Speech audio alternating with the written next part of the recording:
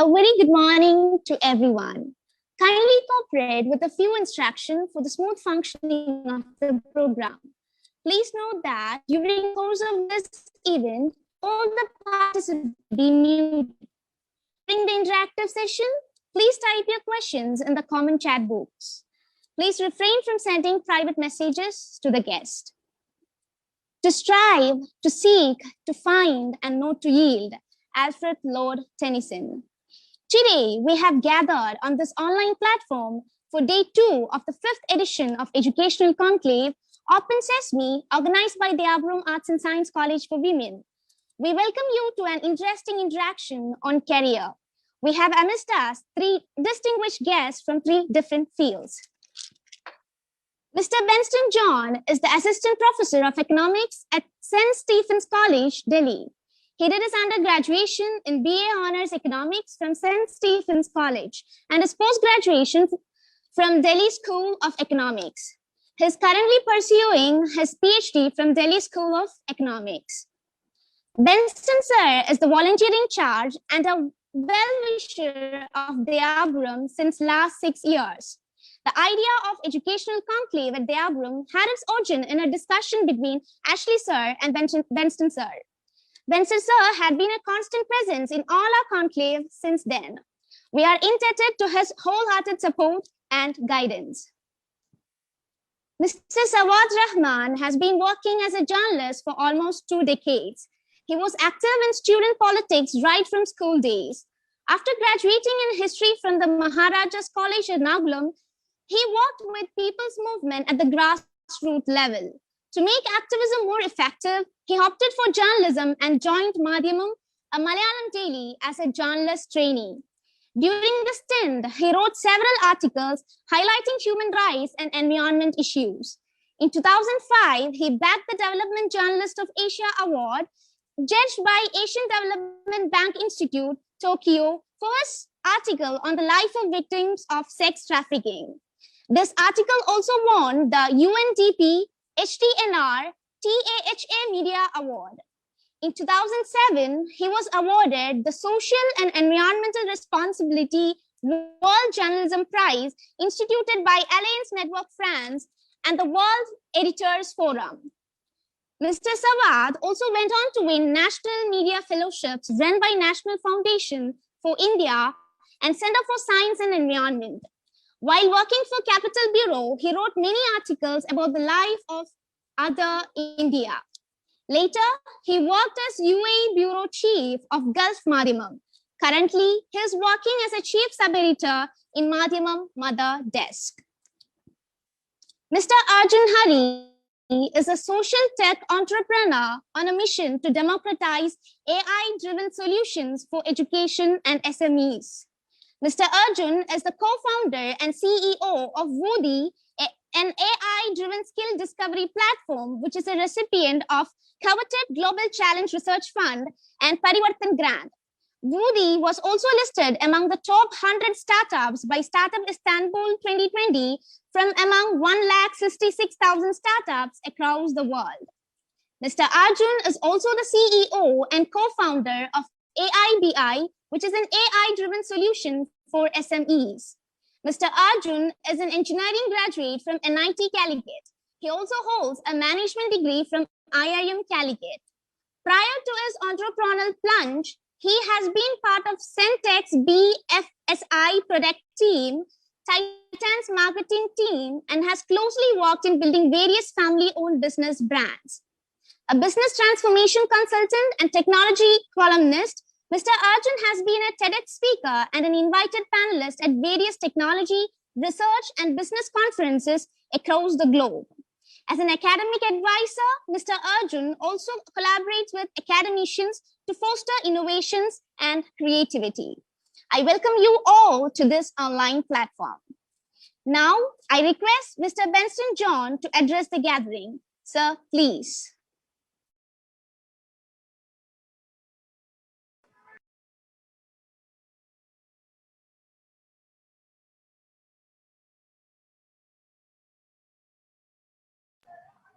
Yeah, sorry. Thank you for that introduction. And Yeah, I'll handle the mute and mute from my side itself. So if there is anything, the host can comment. Thanks. It's wonderful to be back, at least in a virtual mode, at Dayapuram for this year's conclave also. The original arrangement was me being at the evening session, but I think this is still something I would certainly enjoy uh, as an interactive session here. So what we would so what has been asked of me is to give you a flavor of what exactly is in store when it comes to academia, specifically teaching, right? And that's basically what I would plan to do in the next maybe 10 minutes. I'll try to give you a flavor, and that's all that one can do the limited time. And this is about what is basically life in academia, specifically in teaching. Because the other details, like you want to become a teacher, what are exams that you have to pass, what are scholarships that you get for your research, a lot of this information is readily available now for you with a Google search. So I guess it would be better if I talk about maybe like an everyday life of a teacher and see whether this is something that you may be interested in, and also tell you options. It doesn't mean that teaching is the only thing that you do in academia. There are lots of other opportunities also. Maybe tell you a little bit about that, and then any specific queries that you have, we can take that in the Q&A session, because I don't have any ambition of trying to cover like the entire field in 15 minutes. Okay, so let me admit one thing first. I don't think a college teacher is very qualified to talk about teaching as a profession. This is because what do you mean by something as a profession, or he's a professional something? We talk about the legal profession, we talk about journalism, we talk about medicine and the profession, the medical field. So one is, yeah, you earn a living by doing that. You should be very good at what you're doing, but also you should have received some professional training in that. So I should admit that I haven't received any professional training to become a teacher. So school teachers are much, much better trained when it comes to teaching and training in teaching. And especially like our B.Ed and M.Ed courses that we have in Kerala especially, does a brilliant job of training teachers very well. And especially like the kind of teachers that you would have in many of our schools in Kerala are brilliantly trained teachers. So I should admit that a college teacher is not someone who is sort of trained professionally to become a teacher. All that you require is basically you require an MA and a NET to get into most places, and a PhD has become more or less a necessary requirement these days. None of this gives you training in teaching, right? So that's where maybe it's important to have like certain role models, or look at your teachers, see them, talk to them, understand the life, and maybe be very sure about what you are sort of getting into. So three things that we would try to sort of talk about. One is teaching and what's in store when you are a teacher in a classroom. The other is research, what it can sort of get you. That's another sort of like, you can be a researcher in the discipline that you like, in the subject that you like, and which can get you jobs outside of education institutions itself. These days, a lot of policy organizations look for people with a PhD degree and good researchers. Corporates want people with PhDs now. So it doesn't mean you have to be restricted to a college or a university. Like you can still be an academician of sorts in various ways. So I should admit one more thing, that I remember when I got my first teaching job at St. Stephen's, I was told by my then HOD that, Bensten, this is a profession which is never going to make you rich. Right? So it's like you should be very clear about that. This is a profession where you're not never going to be rich. You're going to be happy in life if you don't want a lot of money. Your needs will be taken care of, actually handsomely well. Right? So, but it's not going to be a profession which can make you super rich. Like private universities, a couple of them in India pay much better salaries, but even government teachers are paid very well in our country, given how poor we are. So it's not that you're going to remain poor, but this is not where you're going to make a fortune, right? So that's life going to be over here. But there are certain things that you can enjoy, because every day in life you're going to be interacting with a lot of young people, right? You're going to get into a classroom which is your stage, right? You control a lot of things over there, which also brings up your responsibilities and expectations from you. There are lots of people looking up to you, and every single day you can put up a performance, right? And if you're someone who enjoys that, like meeting people, talking to them, doing something like this is a profession which will also take care of your needs, but it's a profession which is never really going to make you sort of super rich in what you're doing. So as I said, what makes like then a good teacher, like, or so I often joke about this when I talk to students, especially the ones who want to sort of come to Delhi, etc. Like a young boy or a girl going from Kerala to Delhi, or most of these outside states now, to study an arts and science program, etc. You ask them, most of them are going to have civil service in their minds. It was the same story with me also. So you go to Delhi after watching King and Commissioner, right? So I went to Delhi in 2006. So that was getting influenced by a lot of these movies, and one wanted to be a civil servant. A lot of my friends also wanted to be a civil servant. Things changed later on, and one big source for that was seeing some wonderful teachers. I had some good teachers in school, and I had some very good teachers. I was very lucky to get some of the best teachers in the discipline, both the undergrad level and also the postgrad level. So what did I see them? And one is very, very far away from being anywhere close to what those people have achieved and managed in life. So what we should understand is, for a teacher, the classroom is basically a stage. You're up there. Most of the days you'll be the only one up there. And the entire class is sort of watching you, right? So this is just like theater, right? You're on stage and there's an audience sort of watching you, right? And when this happens, like we know, like, so a good teachers will also have to be a very good performer. Right? So what is a good performance over here? A necessary condition for a good performance is that you should be excited about what you're doing. Right? Imagine an actor, an actress, a performer on stage who's not excited about what the role he has got, what he is doing. The person cannot be a good performer. Similarly, like a teacher, if the teacher is not excited about that subject, cannot be a good teacher. So that's a necessary condition. It's not a sufficient condition. Like some of you are from a quantitative background might know the difference between a necessary and a sufficient condition. We use that in proofs a lot, right? Mathematical proofs and all. So you may have done this in schools and early college and all, or some of you from quantitative backgrounds like physics may still sort of be doing a lot of this. What is the idea of a necessary condition? That you have to have this quality in order to be a good teacher. It's not a sufficient condition because not everyone who is excited about a subject or a discipline will go on to become a teacher. So it's not necessary. There are going to be other options also, which some of which we can basically discuss. But one thing you have to be very sure about is that you have to be excited about the discipline that you're doing right now, or something very much related to that, if you want to be a teacher in that discipline. Because when you are on a stage, and if the performer is excited about what he or she is doing, that excitement can be very infectious. It spreads to others.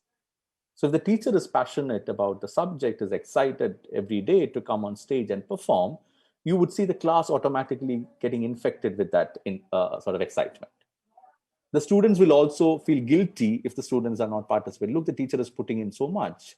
She's coming so prepared. She's doing all these applications with us. We should respond. Because the teacher is a central position of the class, right? So if the teacher is excited, the students will get excited. You'll get better outcomes. So one thing you have to, so all that we're going to do like right now is just think in terms of, do I have this sort of a quality? Then teaching could be an option for you. I'm not saying all of you should become teachers for that. It's just an option. You can pick from that. But one necessary condition is you should be passionate. You should be excited about what you're doing. As I said, it's a necessary condition. It's not a sufficient condition. It doesn't mean that you're excited about something. You should become a teacher in that sort of subject. But the classroom, as I said, is a very small place. So when the classroom is a small place, if that central character, the teacher, is excited, it naturally spreads to sort of the entire sort of class. The other thing that a teacher will have to be very careful about in life as a teacher, the teacher has to be very, very patient, right? And life, I can say, is much easier teaching in college than in schools. because students are a lot more serious. And in school, you'd also have to worry about so many other things. Those kind of distractions are, at least my experience has been, that's not really the case in a college classroom. So we get away with that lack of training that maybe the training that school teachers have and which we don't have. We get away with that maybe because some of the problems that we face are also slightly different. But there is no denying that just a moment. There's some.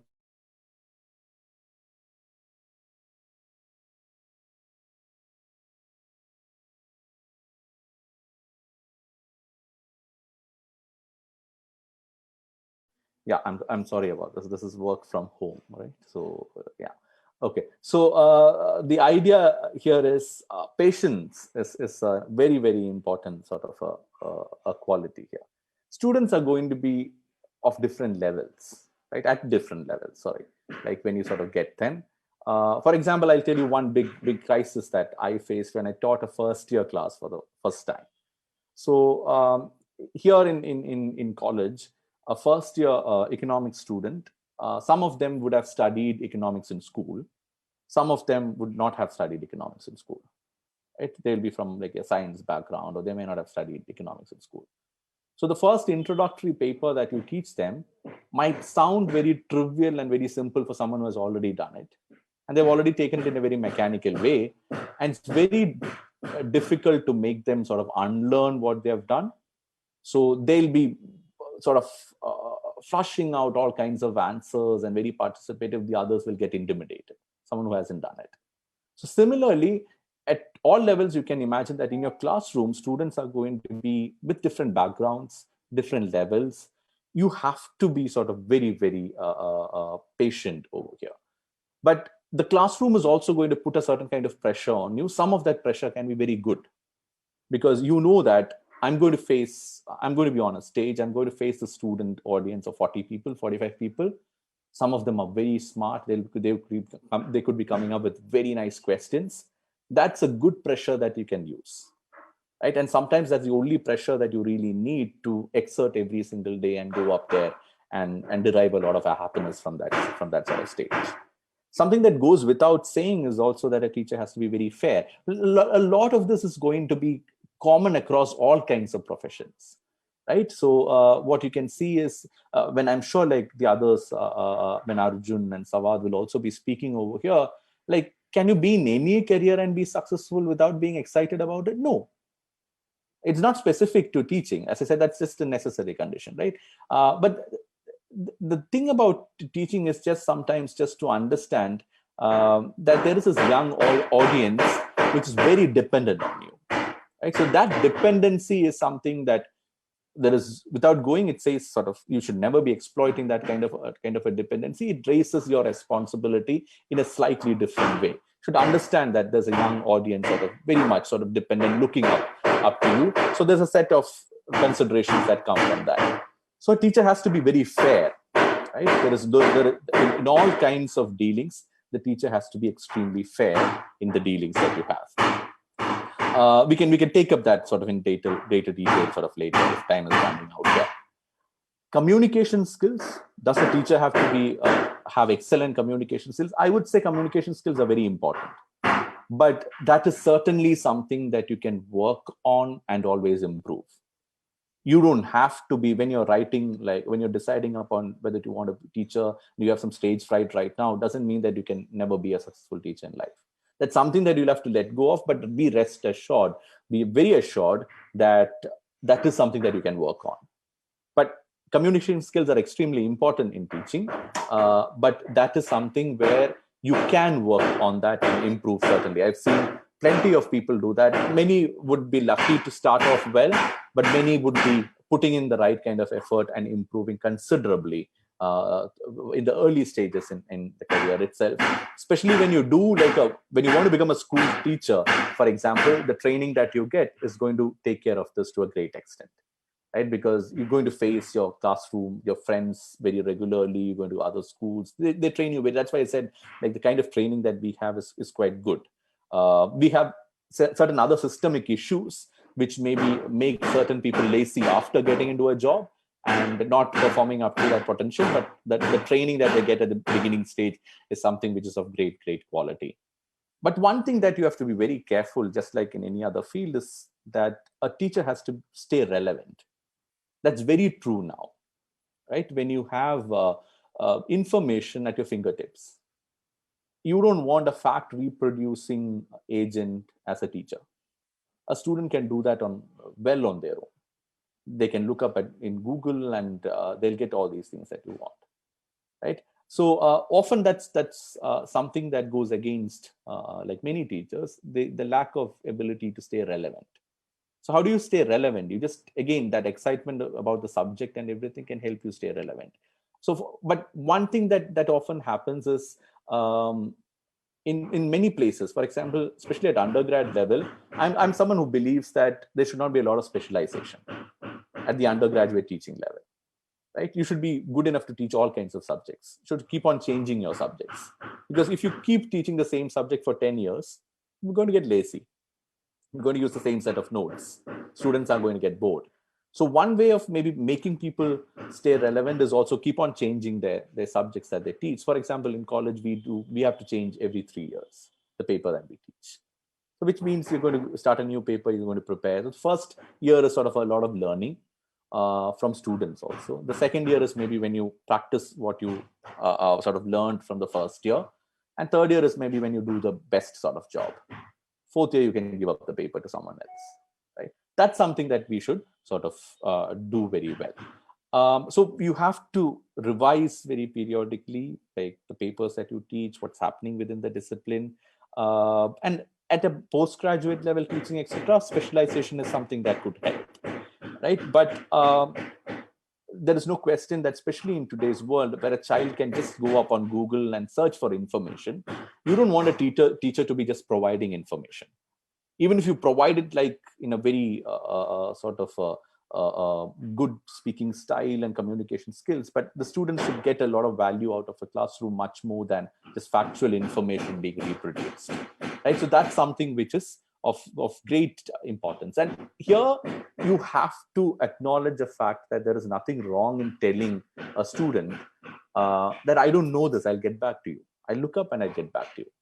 I've always seen students respecting that, right? The student asks you for some data, or you're teaching a model, and the student asks, okay, what if this variable looked like this instead of what we have assumed? From suddenly, I may not be able, I may not be in a position to answer that, right? So I instead maybe tell the person that, look, let me work it out, and I'll get back to you. I've seen good students respecting that. No student is expecting you to be a walking encyclopedia, right? So no student is expecting. A good student would always be very happy and would take that as a happy answer, right? That, yeah, the teacher will get back to me with something. Especially students who ask questions to learn, right? And genuine sort of students will always respect that. So again, you don't have to be knowing everything, like to be a teacher is not someone who knows everything. Don't go for that kind of. You can be rest assured that you have the ability, you have the opportunity to go back, look up, solve it on your own, get back to the students next time, but get back, right? So don't tell them that I'll get back to you with the answer and just vanish. But be faithful, right? And that's again something which I always see students sort of respecting sort of very well. You could be excited about the subject that you're doing right now, but you don't want to be a teacher, but you want to stay in the subject. So I love economics. I don't want to be an economics teacher. This is still something that I could do. I want to work with the subject. I want to apply it. Research is maybe a good option for you, right? And in India, especially, like you have some funding that you get if you clear the UGC JRF exam. You get some good scholarship which can help you do PhD. Not a very sizable amount, and there are structural problems in how PhD research is undertaken and degrees are awarded in India. There are some issues. So my advice would always be, if you can go abroad, if you don't have serious constraints. No, I'm not talking about financial constraints. PhD in a good place abroad will be very well funded. You don't have to worry about it. You're going to get good funding. You can take care of yourselves and save money, right? That's how good funding are. That's how good funding is in many of the foreign universities. who will be very happy to have a very diverse student field. And it's much more professional over there, the dealings. Many Indian universities, the research and the relationship between supervisors and the students, the PhD guides and the researchers are very feudal in nature even now. Right? It's very exploitative. The quality of the research also suffers as a result of this. So I would always tell, like I keep telling my students also, that if you have an opportunity to go abroad, that you don't have any family issues and that you have to stay back, maybe be with your parents. There could be issues like many of us face. But if you have that opportunity, do go abroad. And you should take it very seriously when it comes from me, because I'm someone who's doing a PhD in India. Right? I'm still saying you don't do it in India, go abroad. Right? Because you have, and funding is not something, if you're good enough, the funding that you're going to get is going to take care of all your requirements and also help you save enough, much more than a job that you'll have in India. Right? So we can discuss that if there are Q&A specific to that. But a PhD would open up the field to do a lot more for you. You can stay in the subject. You're passionate about history. You're passionate about physics. I don't want to teach physics, but I want to be in the subject. So do your PhD. Do it as soon as possible then. And stay in the discipline. Then lots of opportunities. You can work as a scientist. You can work as a researcher with organizations, policy organizations like World Bank, etc. Now hire a lot of PhD people. Right? Corporates hire PhDs to head their research wings and do research. And these are very well-paying jobs. So if money is a consideration for you, that you have to get a well-paying job also. These are all things that you don't necessarily have to be a teacher. If you like the subject, there are plenty of ways in which you can apply the subject, do something of your own. But in life in academia would require you to maybe spend some time with the subject. So and that's where like a research degree can be of serious value addition. So in India, like if you want to do it, you should finish off your masters. You should if you want funding, the Junior Research Fellowship offered by CSIR and UGC are good options. Several institutions have their own options. There are good private universities like Ashoka University, which offers very good funding on their own. Different IITs, etc., may have some of their own scholarships. There are some places where, in sciences especially, I think a PhD in India is still very good, right? Like our places like TAFR, IISCs, ICERs are top-notch institutions. Social sciences, humanities, I would say our institutions are still sort of behind it when it comes to setting up a proper professional environment for PhD research. So I would want all of you to at least consider the option of going abroad for your higher studies, especially when you want to do a PhD. That's an option that you should at least consider. Don't worry about funding. That will be taken care of if you're good enough. The universities will be very happy to offer you funding. There's plenty of funding out there and scholarships of all kind. You can join organizations like UN, World Bank. These are all organizations which will be very happy to hire good researchers and people with research degrees. This is just about what you can do if you really like a subject and you want to stay in that discipline. Just options in sort of academia. I'll be very happy to answer any specific questions that you have and keep in touch otherwise also. But this is all I want to sort of say as an introductory sort of remarks, and happy to take any questions later on. Thank you so much.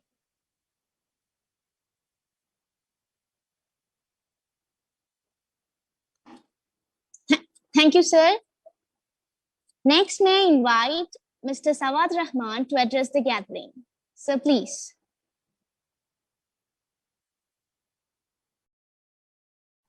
Hi. Welcome. Hello. Hope you can hear me. Yes. You're clear. Thank you, Dayapuram കമ്മ്യൂണിറ്റിയെ ആദ്യമായി നന്ദി അറിയിക്കുന്നു. ബെൻസ്റ്റൺ പറഞ്ഞതിലെ പോലെ തന്നെയാണ് എനിക്കും പറയാനുള്ളത്. എന്താ വെച്ചാല് ഈ പ്രൊഫഷനിലെ സാധ്യതകളെ കുറിച്ച്, അല്ലെങ്കിൽ അതിന് കിട്ടാവുന്ന നല്ല സ്ഥാപനങ്ങളെ കുറിച്ച്, അതൊക്കെ നമ്മളിപ്പോ ഇവിടെ ഞാനായിട്ട് പറയേണ്ട കാര്യം ഉണ്ടാവില്ല. അത് നിങ്ങൾക്ക് ജസ്റ്റ് ഒന്ന് ഗൂഗിളിൽ സെർച്ച് ചെയ്ത് കഴിഞ്ഞാൽ കിട്ടാവുന്ന കാര്യങ്ങൾ തന്നെയാണ് ഉള്ളത്. അപ്പം ഈ പ്രൊഫഷനുമായി ബന്ധപ്പെട്ട് മറ്റ് ചില സംഗതികൾ നമുക്ക് ചർച്ച ചെയ്യാവുന്ന മറ്റ് ചില കാര്യങ്ങൾ, ഓഫ് ടോപ്പിക് ആയിട്ടുള്ള ചില കാര്യങ്ങൾ, ഓഫ് ബീറ്റ് ആയിട്ടുള്ള ചില കാര്യങ്ങൾ സംസാരിക്കാമെന്നാണ് കരുതുന്നത്. നമ്മളെ പറ്റി എല്ലാവരെ പറ്റി, നിങ്ങളെല്ലാവരെ പറ്റിയിട്ടും രക്ഷിതാക്കൾക്ക്, അധ്യാപകർക്ക്, കൂട്ടുകാർക്ക്, ഇല്ലെങ്കിൽ നിങ്ങൾക്ക് തന്നെ പല സ്വപ്നങ്ങളും പ്രതീക്ഷകളും ഒക്കെ ഉണ്ടാകും. അപ്പോൾ ആ നിങ്ങളോട് ലോകത്തെ ഏറ്റവും അപകടം പിടിച്ച ഒരു കരിയറിനെ കുറിച്ച് പറയുക, അതില്ലെങ്കിൽ അത് എത്രമാത്രം എക്സൈറ്റിംഗ് ആണ് എന്ന് പറയുന്നത്, അത് ഒരല്പം ഓഫ്കോഴ്സ് ഒരു കടന്ന കൈയാണ്, എങ്കിലും ചില കാര്യങ്ങൾ പറയുക. ഞാൻ ഏകദേശം 20 വർഷത്തോളമായി ജേർണലിസം എൻ്റെ കരിയറായിട്ട് കൊണ്ടു നടക്കുന്ന ഒരാളാണ്. ഒരേ സ്ഥാപനത്തിലാണ് 20 വർഷമായിട്ട് ജോലി ചെയ്യുന്നത്. മറ്റൊരു സ്ഥാപനത്തിലേക്ക് മാറുന്നതിനെ പറ്റിയിട്ട് ഇതുവരെ ചിന്തിച്ചിട്ടോ അല്ലെങ്കിൽ അതിനുവേണ്ടി ഒരു CV ഉണ്ടാക്കുകയോ അല്ലെങ്കിൽ ഒരു അപ്ലിക്കേഷൻ അയക്കുകയോ ചെയ്തിട്ടില്ല. അതുകൊണ്ട് തന്നെ ഇതിൻ്റെ എങ്ങനെ ഒരു ജേർണലിസത്തിലെ കരിയർ എങ്ങനെ കൂടുതൽ മെച്ചപ്പെടുത്താം എന്നുള്ളതിനെ പറ്റിയിട്ടും നിങ്ങളോട് എങ്ങനെ പറഞ്ഞു തരണമെന്ന് എനിക്കറിയില്ല. എങ്കിലും ഈ അപകടം പിടിച്ച കരിയറാണ് ജേർണലിസം എന്ന് പറഞ്ഞതിനെ ഒന്ന് വിശദീകരിച്ച് അല്പസമയം സംസാരിക്കാമെന്ന് കരുതുന്നു. അപ്പോൾ നമുക്ക് തന്നെ തീരുമാനം എടുക്കാം. അപ്പോ എല്ലാ പ്രൊഫഷണൽക്കും അതിൻ്റെതായിട്ടുള്ള അപകടങ്ങൾ ഉണ്ടാവും. അപകടമില്ലാത്ത, ഭീഷണികൾ നേരിടേണ്ടി വരാത്ത ഒരു പ്രൊഫഷനും ഇല്ല എന്ന് പറയാം. ഇപ്പോൾ നമ്മുടെ പട്ടാളക്കാർക്കാണെങ്കിൽ അവര് അതിർത്തി കാക്കുന്ന പട്ടാളക്കാർ അല്ലെങ്കിൽ പോലീസുകാർ, അവരൊക്കെ ഏത് സമയവും തോക്കിന്റെ കുഴലിന്റെ മുന്നിലാണ് ഉള്ളത്. ഇല്ലെങ്കിലോ ഡോക്ടർമാർ, അവര് നഴ്സുമാര്, ഇവരിപ്പോ നമുക്കറിയാം ഈ കോവിഡ് സിറ്റുവേഷൻ തുടങ്ങിയതിന് ശേഷം 17,000 ആരോഗ്യ പ്രവർത്തകരാണ് മരിച്ചിരിക്കുന്നത്.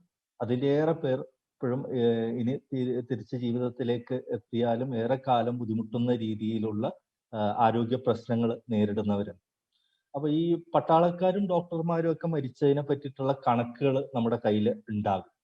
എന്നാൽ അങ്ങനെ അല്ലാതെയും മരിക്കുന്ന കുറെ ആളുകൾ, അങ്ങനെയും കുറെ പ്രശ്നങ്ങളുണ്ട്. അതായത് നമ്മൾ തള്ളിയ മാലിന്യങ്ങൾ ശുദ്ധീകരിക്കാൻ വേണ്ടിയിട്ട് നമ്മളുടെ കക്കൂസ് ടാങ്കുകളിൽ ഇറങ്ങിയ ആളുകൾ, ഇല്ലെങ്കിൽ മാൻഹോളുകളും ഓടകളും വൃത്തിയാക്കാൻ വേണ്ടി ഇറങ്ങി അതിൻ്റെ ഇടയിൽ ശ്വാസം കിട്ടാതെ മരിച്ചുപോയ ആളുകളുണ്ട്. മാനുവൽ സ്കാവഞ്ചിങ് ജോലി ഇപ്പോഴും ചെയ്യേണ്ടി വരുന്ന, നിയമം മൂലം നിരോധിച്ചിരിക്കുന്ന തോട്ടിപ്പണി ഇപ്പോഴും ചെയ്യേണ്ടി വരുന്ന ആളുകളുണ്ട്. അവര് എത്ര പേര് ഉണ്ട് എന്നുള്ളതും അവർ എത്ര പേര് മരിച്ചു എന്നുള്ളതിന്റെ കണക്ക് ഇപ്പോഴും ആരും സൂക്ഷിക്കുന്നുണ്ടാവില്ല. പിന്നെ ഡ്രൈവർ ജോലി, അത് അപകടം പിടിച്ച ജോലിയാണ്. രാഷ്ട്രീയ പ്രവർത്തനം അപകടം പിടിച്ച ജോലിയാണ്. ഏത് സമയവും ആക്രമിക്കപ്പെടാം, ഒക്കെ സംഭവിക്കാം. ബിസിനസ്സുകൾ ഏത് സമയവും തകർന്നു പോകാം. നമുക്ക് ഈ അടുത്തൊരു മരണം ഉണ്ടായിരുന്നു. കേരളത്തിലെ ഏറ്റവും വലിയ വീട് വെച്ച മനുഷ്യൻ, അദ്ദേഹം മരിച്ചു. അതിന്റെ കാരണം അദ്ദേഹത്തിന്റെ ബിസിനസ് തകർന്നു പോയതാണ്. അപ്പോൾ റിസ്ക് ഫാക്ടേഴ്സ് നമ്മളുടെ മുന്നിലുള്ള എല്ലാ ചോയ്സുകൾക്കും റിസ്ക് ഫാക്ടേഴ്സ് ഉണ്ട്. അങ്ങനെ ആണെങ്കിൽ പോലും ഈ പറയുന്ന എല്ലാ മേഖലകളിൽ നിന്നും, രാഷ്ട്രീയക്കാരന്റെ ഭാഗത്ത് നിന്നും അല്ലെങ്കിൽ ബിസിനസ് മേഖലയിൽ നിന്ന്, എല്ലാവരുടെ ഭാഗത്ത് നിന്നും സമ്മർദ്ദങ്ങളും ഭീഷണികളും നേരിടേണ്ടി വരുന്ന ഒരു പ്രൊഫഷനാണ് മാധ്യമ പ്രവർത്തനം എന്ന് പറയുന്നത്. അതുകൊണ്ടാണ് ഇത് മോസ്റ്റ് ഡേഞ്ചറസ് ജോബ് ആയി മാറുന്നത്. അതേസമയം സ്വതന്ത്രമായിട്ടുള്ള നീതിപൂർവമായ മാധ്യമ പ്രവർത്തനം അല്ലെങ്കിൽ മാധ്യമങ്ങൾ നിലനിൽക്കുന്ന ഒരു നാട്ടിൽ അക്രമങ്ങൾ, അഴിമതി, അന്യായങ്ങൾ ഇതിനെല്ലാം കുറവുണ്ടാവും. ഈവൻ ഡൊമസ്റ്റിക് വയലൻസ് പോലും അങ്ങനെയുള്ള നാടുകളിൽ കുറവായിരിക്കും. അപ്പോ മാധ്യമ പ്രവർത്തകർ ഒരർത്ഥത്തിൽ പ്രൊഫഷണലുകൾ മാത്രം, വെറും പത്രം അടിച്ചിറക്കുന്ന ഇല്ലെങ്കിൽ വാർത്ത ചാനലുകളിൽ വാർത്ത വായിക്കുന്ന ഏതാനും മനുഷ്യർ മാത്രമല്ല, അവര് പീസ് കീപ്പേഴ്സ് കൂടിയാണ്. പിന്നെ നിങ്ങളിൽ എത്ര പേര് സ്ഥിരമായിട്ട് വാർത്ത വായിക്കുകയും പത്രങ്ങൾ വായിക്കുകയും TV ചാനലുകളിൽ വാർത്താ പരിപാടികൾ ശ്രദ്ധിക്കുകയും ചെയ്യുന്നവരുണ്ട് എന്ന് അറിയില്ല. ഞാനെന്താണെങ്കിലും സ്ഥിരമായിട്ട് വാർത്ത കാണാത്ത ആളാണ്. പിന്നെ പത്രവും വളരെ കുറച്ച് മാത്രം വായിക്കുന്ന ആളാണ്. അപ്പോ അതിനേക്കാൾ കൂടുതൽ ഇപ്പൊ TV ചർച്ച കാണുന്നതിനേക്കാൾ നല്ലത് ഒരു നല്ലൊരു സിനിമയോ ഡോക്യുമെന്ററിയോ കണ്ടു കഴിഞ്ഞാൽ TV ചർച്ച കാണുന്നതിനേക്കാൾ സന്തോഷം കിട്ടുന്ന ഒരാളാണ്. അപ്പോ അത് നമുക്ക് കൂടുതൽ, അല്ലെങ്കിൽ പത്രം വായിച്ച് സമയം കളയുന്നതിനേക്കാൾ നല്ലത് ഏതെങ്കിലും ഒരു നല്ലൊരു പുസ്തകം, മറ്റൊരു പുസ്തകം വായിക്കുകയാണെങ്കിൽ അത് നൽകുന്ന എനർജിയും ഒക്കെ വളരെ കൂടുതലാണ്. അപ്പൊ അത് കാരണം ഞാൻ അതിനെ ആണ് കൂടുതൽ താല്പര്യം കൊടുക്കുന്നത്, പ്രിയോറിറ്റൈസ് ചെയ്യുന്ന ഒരാളാണ്. മുമ്പ് അങ്ങനെ ആയിരുന്നില്ല. പണ്ട് എങ്ങനെയാന്ന് വെച്ച് കഴിഞ്ഞാൽ പത്രം ഇപ്പൊ നമ്മൾ സമയത്തിന് ഇപ്പൊ പെട്ടെന്ന് വായിച്ചിട്ടില്ലെങ്കിൽ ഇനിയിപ്പോ അതിലെ അക്ഷരങ്ങളൊക്കെ പെട്ടെന്ന് മാഞ്ഞു പോകുമോ എന്ന് പോലും പേടിച്ചിട്ട് രാവിലെ തന്നെ ഇരുന്ന് പത്രങ്ങൾ മുഴുവൻ വായിച്ചു തീർക്കുന്ന ഒരു കാലവും ശീലവും ഉണ്ടായിരുന്നു. പിന്നെ അതേപോലെ മുമ്പ് ഇപ്പോ നമുക്ക് ഇഷ്ടംപോലെ ചാനലുകൾ മാറ്റി വാർത്തകൾ തിരഞ്ഞെടുത്ത് കാണാവുന്ന സൗകര്യമുണ്ട്. മുമ്പ് അങ്ങനെ ഇല്ലാതിരുന്ന ഒരു സമയത്ത് ഹിന്ദിയിലും ഇംഗ്ലീഷിലും മാത്രം വാർത്തകൾ കേൾക്കുന്ന ദൂരദർശനിലും പിന്നെ സംസ്കൃതത്തിലെ വാർത്ത കേൾക്കുന്ന ആകാശവാണിയിലെയും ഒരു വാർത്താശകലം പോലും വിട്ടുകളയാതെ കേൾക്കുന്നവർ ഒരുപാട് പേര് ഉണ്ടായിരുന്നു. ഇപ്പോ ആ അവസ്ഥയ്ക്ക് വളരെയധികം മാറ്റം വന്നിരിക്കുന്നു. എന്താ വെച്ചാൽ ഇപ്പോഴുള്ള പത്രങ്ങളിലെ വാർത്തകൾ അല്ലെങ്കിൽ ടി വിയിൽ വരുന്ന വാർത്തകൾ, ഇതിനെ പ്രേക്ഷകർ ഒരു പരിധിവരെ വായനക്കാരും നിരാശരാണ്. ഈ വാർത്ത കാണുന്ന ആളുകൾ മാത്രമല്ല കേട്ടോ, ഈ വാർത്ത അച്ചടിച്ച് വിതരണം ചെയ്യുന്ന മാധ്യമപ്രവർത്തകരും മാധ്യമങ്ങളും ഇതേപോലെ തന്നെ നിരാശരാണ്. എന്താ വെച്ചാൽ നമുക്ക് അറിയാം, പല വാർത്തകൾക്കുമെതിരെ ഇഷ്ടംപോലെ ട്രോളുകൾ വരാറുണ്ട്. ഈ ട്രോളുകൾ ഏറ്റവും കൂടുതൽ സർക്കുലേറ്റ് ചെയ്യപ്പെടുന്നത് മാധ്യമപ്രവർത്തകരുടെ വാട്സപ്പ് ഗ്രൂപ്പുകളിൽ തന്നെയാണ്. നമ്മൾ മാത്രമല്ല വളരെയധികം ഇതിനെ ആത്മവിമർശനാത്മകമായിട്ട് തന്നെ സമീപിക്കുക കൂടി ചെയ്യാറുണ്ട്. ചില വാർത്തകളൊക്കെ വായിക്കുമ്പോൾ നിങ്ങൾക്ക് തോന്നും, ഈ വാർത്ത വായിച്ച ആളെ ഒന്ന് ഇപ്പം മുന്നിൽ കിട്ടിക്കഴിഞ്ഞാൽ എന്ത് ചെയ്യണം എന്നുള്ളതിനെ പറ്റിയിട്ട് നിങ്ങൾക്ക് എന്തെങ്കിലും ഒരു ധാരണ ഉണ്ടാവാൻ സാധ്യതയുണ്ട്. ഞാൻ എഴുതിയ വാർത്തകളുടെ സോഷ്യൽ മീഡിയ ലിങ്കുകളുടെ അടിയിലുള്ള ചില കമന്റുകൾ കാണുമ്പോൾ എനിക്കും അത് ബോധ്യപ്പെടാറുണ്ട്. എത്രത്തോളം വായനക്കാരൻ എത്രത്തോളം എന്നോട് അരിശത്തോടെ ആയിരിക്കും ഇപ്പോൾ വായനക്കാരൻ എന്നെ കുറിച്ച് മനസ്സിലാക്കുന്നുണ്ടാവുക എന്നുള്ളത് എനിക്കും തോന്നാറുണ്ട്. ഇങ്ങനെ മാധ്യമങ്ങളുടെ നിലവാര തകർച്ചയും അല്ലെങ്കിൽ വായനക്കാരും പ്രേക്ഷകരും മടുത്ത് നിരാശരായി പോവുകയും ചെയ്യുന്നത് ഇഷ്ടപ്പെടുന്ന ഒരുപാട് കൂട്ടം അത് വേറെയുണ്ട്. എന്ന് വെച്ചാൽ മാധ്യമങ്ങൾ ഇല്ലാതായി കഴിഞ്ഞാൽ അല്ലെങ്കിൽ വിശ്വസ്തത നഷ്ടപ്പെടുന്ന ഒരു ലോകം വന്നു കഴിഞ്ഞാൽ അതുകൊണ്ട് ഗുണമുണ്ടാകുന്ന ഒരുപാട് പേരുണ്ട്. ഭരണകൂടങ്ങളുണ്ട്, പിന്നെ വ്യവസായികളുണ്ട്, രാഷ്ട്രീയ പ്രവർത്തകരുണ്ട്. ഇതിനേക്കാൾ ഉപരിയായിട്ട് ഏറ്റവും വലിയ ലോകത്തെ എല്ലാ മേഖലകളിലേക്കും സ്വാധീനവും സാന്നിധ്യവുമുള്ള മത പൗരോഹിത്യ ഘടകങ്ങളുണ്ട്. അപ്പൊ ലോകത്തിലെ സംഘടിത ശക്തികൾക്കെല്ലാം ആഗ്രഹമുള്ള ഒരു കാര്യമാണ്, ഒന്നുകിൽ ഞങ്ങളുടെ വരുതിയിൽ നിൽക്കുക അല്ലെങ്കിൽ ഇല്ലാതാവുക. മാധ്യമങ്ങൾ ഒന്നില്ലെങ്കിൽ ഇല്ലാതാവുക. അതെങ്ങനെയാന്ന് വെച്ചാൽ നമുക്കിപ്പോ റോഡില് നമ്മളുടെ രാത്രിയുള്ള വഴിവിളക്കുകൾ നമുക്ക് സുഗമമായിട്ടുള്ള രാത്രി സഞ്ചാരം സാധ്യമാക്കുന്നുണ്ട്. പക്ഷെ ആ വിളക്കുകൾ മുഴുവൻ തകർത്ത് കളയണമെന്ന്, ആ വിളക്കുകൾ ഇല്ലാതിരിക്കണമെന്ന് ആഗ്രഹിക്കുന്ന ചില ആളുകളും നമുക്കിടയിൽ ഉണ്ടാകും. അതേപോലെ തന്നെ ഇല്ലെങ്കിൽ ആ രാത്രി പ്രകാശം പകരുന്ന ആ വിളക്കുകളെ കല്ലെറിഞ്ഞ് തകർത്ത് കളയുന്ന ആളുകളുണ്ട്. അപ്പൊ അതേപോലെ തന്നെ ഇപ്പൊ നേരിന് നേരെ വെളിച്ചം വീശിക്കൊണ്ടിരിക്കുന്ന മാധ്യമങ്ങളെയും മാധ്യമ പ്രവർത്തകരെയും ഇല്ലാതാക്കണമെന്ന് ആഗ്രഹിക്കുന്ന ഒരു കൂട്ടം കൂടി പ്രവർത്തിക്കുന്നുണ്ട്. അതുകൊണ്ടാണ് മാധ്യമ പ്രവർത്തനം ഏറ്റവും അപകടം പിടിച്ച ജോലിയാണെന്ന് നമ്മൾ പറയുന്നത്. ഗൗരി ലങ്കേഷ് വെടിയേറ്റ് മരിക്കുന്നത്, മൻദീപ് പുനിയെ സമരഭൂമിയിൽ നിന്ന് പിടിച്ചുകൊണ്ടുപോകുന്നത്, സിദ്ദീഖ് കാപ്പന്റെ പേരിൽ UAPA ചുമത്തുന്നത്, സിദ്ധാർത്ഥ് വരദരാജനും ഡോക്ടർ വിനോദ് കെ ജോസും ഒക്കെ സ്ഥിരമായി കേസുകൾ നേരിടേണ്ടി വരുന്നത്, ന്യൂസ് ക്ലിക്കിന്റെ ഓഫീസിൽ 100 മണിക്കൂറിലേറെ നീണ്ടു നിൽക്കുന്ന എൻഫോഴ്സ്മെന്റ് ഡയറക്ടറേറ്റിന്റെ റെയ്ഡ് നടക്കുന്നത്, ഇതൊക്കെ ഇങ്ങനെ സംഭവിക്കുന്നത്. അപ്പോ ഇരുൾ നിറഞ്ഞ വഴികളാണോ അല്ല മനുഷ്യന് വളരെ സമാധാനത്തോടെ സഞ്ചരിക്കാനും അവരുടെ പുഞ്ചിരികൾ കൊണ്ട് വിളക്കുകൾ പോലും വേണ്ടാത്ത അർത്ഥത്തിൽ ലോകത്ത് പ്രകാശം നിറയുന്ന ഒരു സന്ദർഭമാണോ ഉണ്ടാകേണ്ടത് എന്ന് തീരുമാനിക്കേണ്ടത് വരും കാലത്തിന്റെ ശില്പികളായ നിങ്ങളാണ്. അപ്പൊ നിങ്ങളെ പ്രതീക്ഷിച്ച് ഒരു വലിയ ലോകം തന്നെ കാത്തിരിപ്പുണ്ട്. അതുകൊണ്ടാണ് ജേർണലിസത്തെ കുറിച്ച് നിങ്ങളോട് ഇങ്ങനെ ഒരു സന്ദർഭത്തിൽ അല്പം വിശദമായി സംസാരിക്കേണ്ടി വരികയും ചെയ്യുന്നത്. പിന്നെ നമുക്കറിയാം, വാർത്തകൾ ഏത് സമയവും ഏത് നിമിഷവും ഉണ്ടാവാം. അപ്പോൾ നമുക്കിടയിൽ, നമ്മൾ ഈ സംസാരിച്ചുകൊണ്ടിരിക്കുന്നതിൻ്റെ ഇടയിൽ നമുക്കിടയിൽ നിന്ന് വാർത്തകൾ ഉണ്ടാകാം. ഓരോ മനുഷ്യരും ഓരോ ജീവിത കഥകളാണ്. ഇപ്പോ കിങ്ങും കമ്മീഷണറും കണ്ടിട്ട് ഡൽഹിയിലേക്ക് വണ്ടി കയറി പോകുന്ന, സിവിൽ സർവീസ് സ്വപ്നങ്ങളുമായി വണ്ടി കയറി പോകുന്ന ഒരു മനുഷ്യൻ കഥ പറഞ്ഞു. അതേപോലെയുള്ള ഒരുപാട് മനുഷ്യർ, അതൊക്കെ ഓരോരോ ജീവിത കഥകളാണ്. അപ്പോ അത്തരത്തിലുള്ള കഥകള് അതില് ഈ സമൂഹത്തിൽ വിസിബിലിറ്റി ഉള്ള ആളുകൾ, ഇല്ലെങ്കിൽ അതിനുള്ള സമൂഹത്തെ മാധ്യമങ്ങളോട് ഇത് പറയാനുള്ള ശക്തിയുള്ള, കേപ്പബിലിറ്റി ഉള്ള ആളുകൾ, അവരുടെ കഥകൾ മാത്രമാണ് പലപ്പോഴും പുറത്തു വരുന്നത്. ഒന്നില്ലെങ്കിൽ മാധ്യമങ്ങളുമായിട്ട് അടുപ്പമുള്ള ആളുകളുടെ കാര്യങ്ങൾ വരും, ഇല്ലെങ്കിൽ മാധ്യമങ്ങൾക്ക് നിലനിൽക്കണം എന്നുള്ളത് കൊണ്ട്, മാധ്യമങ്ങളുടെ ഭയം കൊണ്ട് ഉള്ള ആളുകളുടെ വാർത്തകൾ വരും, ഇല്ലെങ്കിൽ വായനക്കാർക്ക് രസിക്കും എന്നുള്ളത് കൊണ്ടുവരും. അതുകൊണ്ടാണ് എല്ലാ പൊങ്കാലയ്ക്കും തിരുവനന്തപുരത്ത് നടക്കുന്ന ആറ്റുകാൽ പൊങ്കാലയ്ക്ക് ആയിരക്കണക്കിന് സ്ത്രീകൾ വന്ന് പൊങ്കാല ഇടുമ്പോഴും ഏതെങ്കിലും നടിമാർ പൊങ്കാലയിടുന്ന ചിത്രം എല്ലാ വർഷവും മാധ്യമങ്ങളിൽ അടിച്ചു വരുന്നത്, അല്ലെങ്കിൽ എല്ലാ വർഷവും 2 തവണ നടക്കുന്ന പെരുന്നാളിന് ഏതെങ്കിലും ഒരു നടൻ പള്ളിയിൽ പോയി നമസ്കരിക്കുന്ന ചിത്രം എല്ലാ പെരുന്നാളുകൾക്കും മാധ്യമങ്ങളിൽ വരുന്നത്, അത് വായനക്കാർക്ക് ഇല്ലെങ്കിൽ കാഴ്ചക്കാർക്ക് രസിക്കും എന്ന് മാധ്യമങ്ങൾ അല്ലെങ്കിൽ മാധ്യമം നടത്തുന്നവർ കരുതുന്നത് കൊണ്ടാണ്. അപ്പോ അങ്ങനെയുള്ള, അല്ലെങ്കിൽ മറ്റ് ഒരു വിഭാഗം ഉണ്ടാവുന്നത് ടെലിവിഷനിലും പത്രങ്ങളിലുമുള്ള സ്പേസ് വില കൊടുത്ത് വാങ്ങാൻ കഴിവുള്ള ആളുകൾ. അവരുടെ വാർത്തകളും വലിയ പ്രാധാന്യത്തോടെയൊക്കെ വരാറ്. പക്ഷെ ഇങ്ങനെയൊന്നും അല്ലാത്ത ആളുകളുടെ ജീവിതങ്ങളും അവരുടെ പോരാട്ടങ്ങളും ഒക്കെ ഉണ്ട്. അതും പുറം ലോകത്തേക്ക് എത്തേണ്ടതുണ്ട്.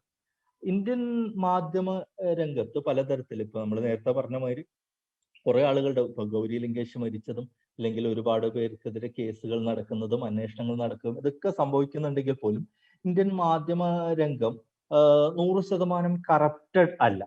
മാത്രമല്ല, ഈ കറപ്റ്റഡ് ആയിട്ടുള്ള ഒരു വ്യവസ്ഥക്കെതിരെ അതിനെ കൊണ്ട് പറ്റുന്ന രീതിയിലുള്ള റെസിസ്റ്റൻസ് നടത്താൻ വേണ്ടി ഒരു പരിധിവരെ മാധ്യമ സ്ഥാപനങ്ങളും ഇല്ലെങ്കിൽ മാധ്യമ പ്രവർത്തകരും ഒക്കെ ശ്രമിക്കുന്നുണ്ട്. അതുകൊണ്ടാണ് ഇപ്പോഴും സാധാരണക്കാരുടെ ജീവിതങ്ങൾ തേടി പോകുവാൻ വേണ്ടി മാധ്യമ പ്രവർത്തകർ അവശേഷിക്കുന്നതും അത് പ്രസിദ്ധീകരിക്കാൻ വേണ്ടി മാധ്യമങ്ങളിൽ സ്ഥലങ്ങൾ ഉണ്ടാകുന്നതും.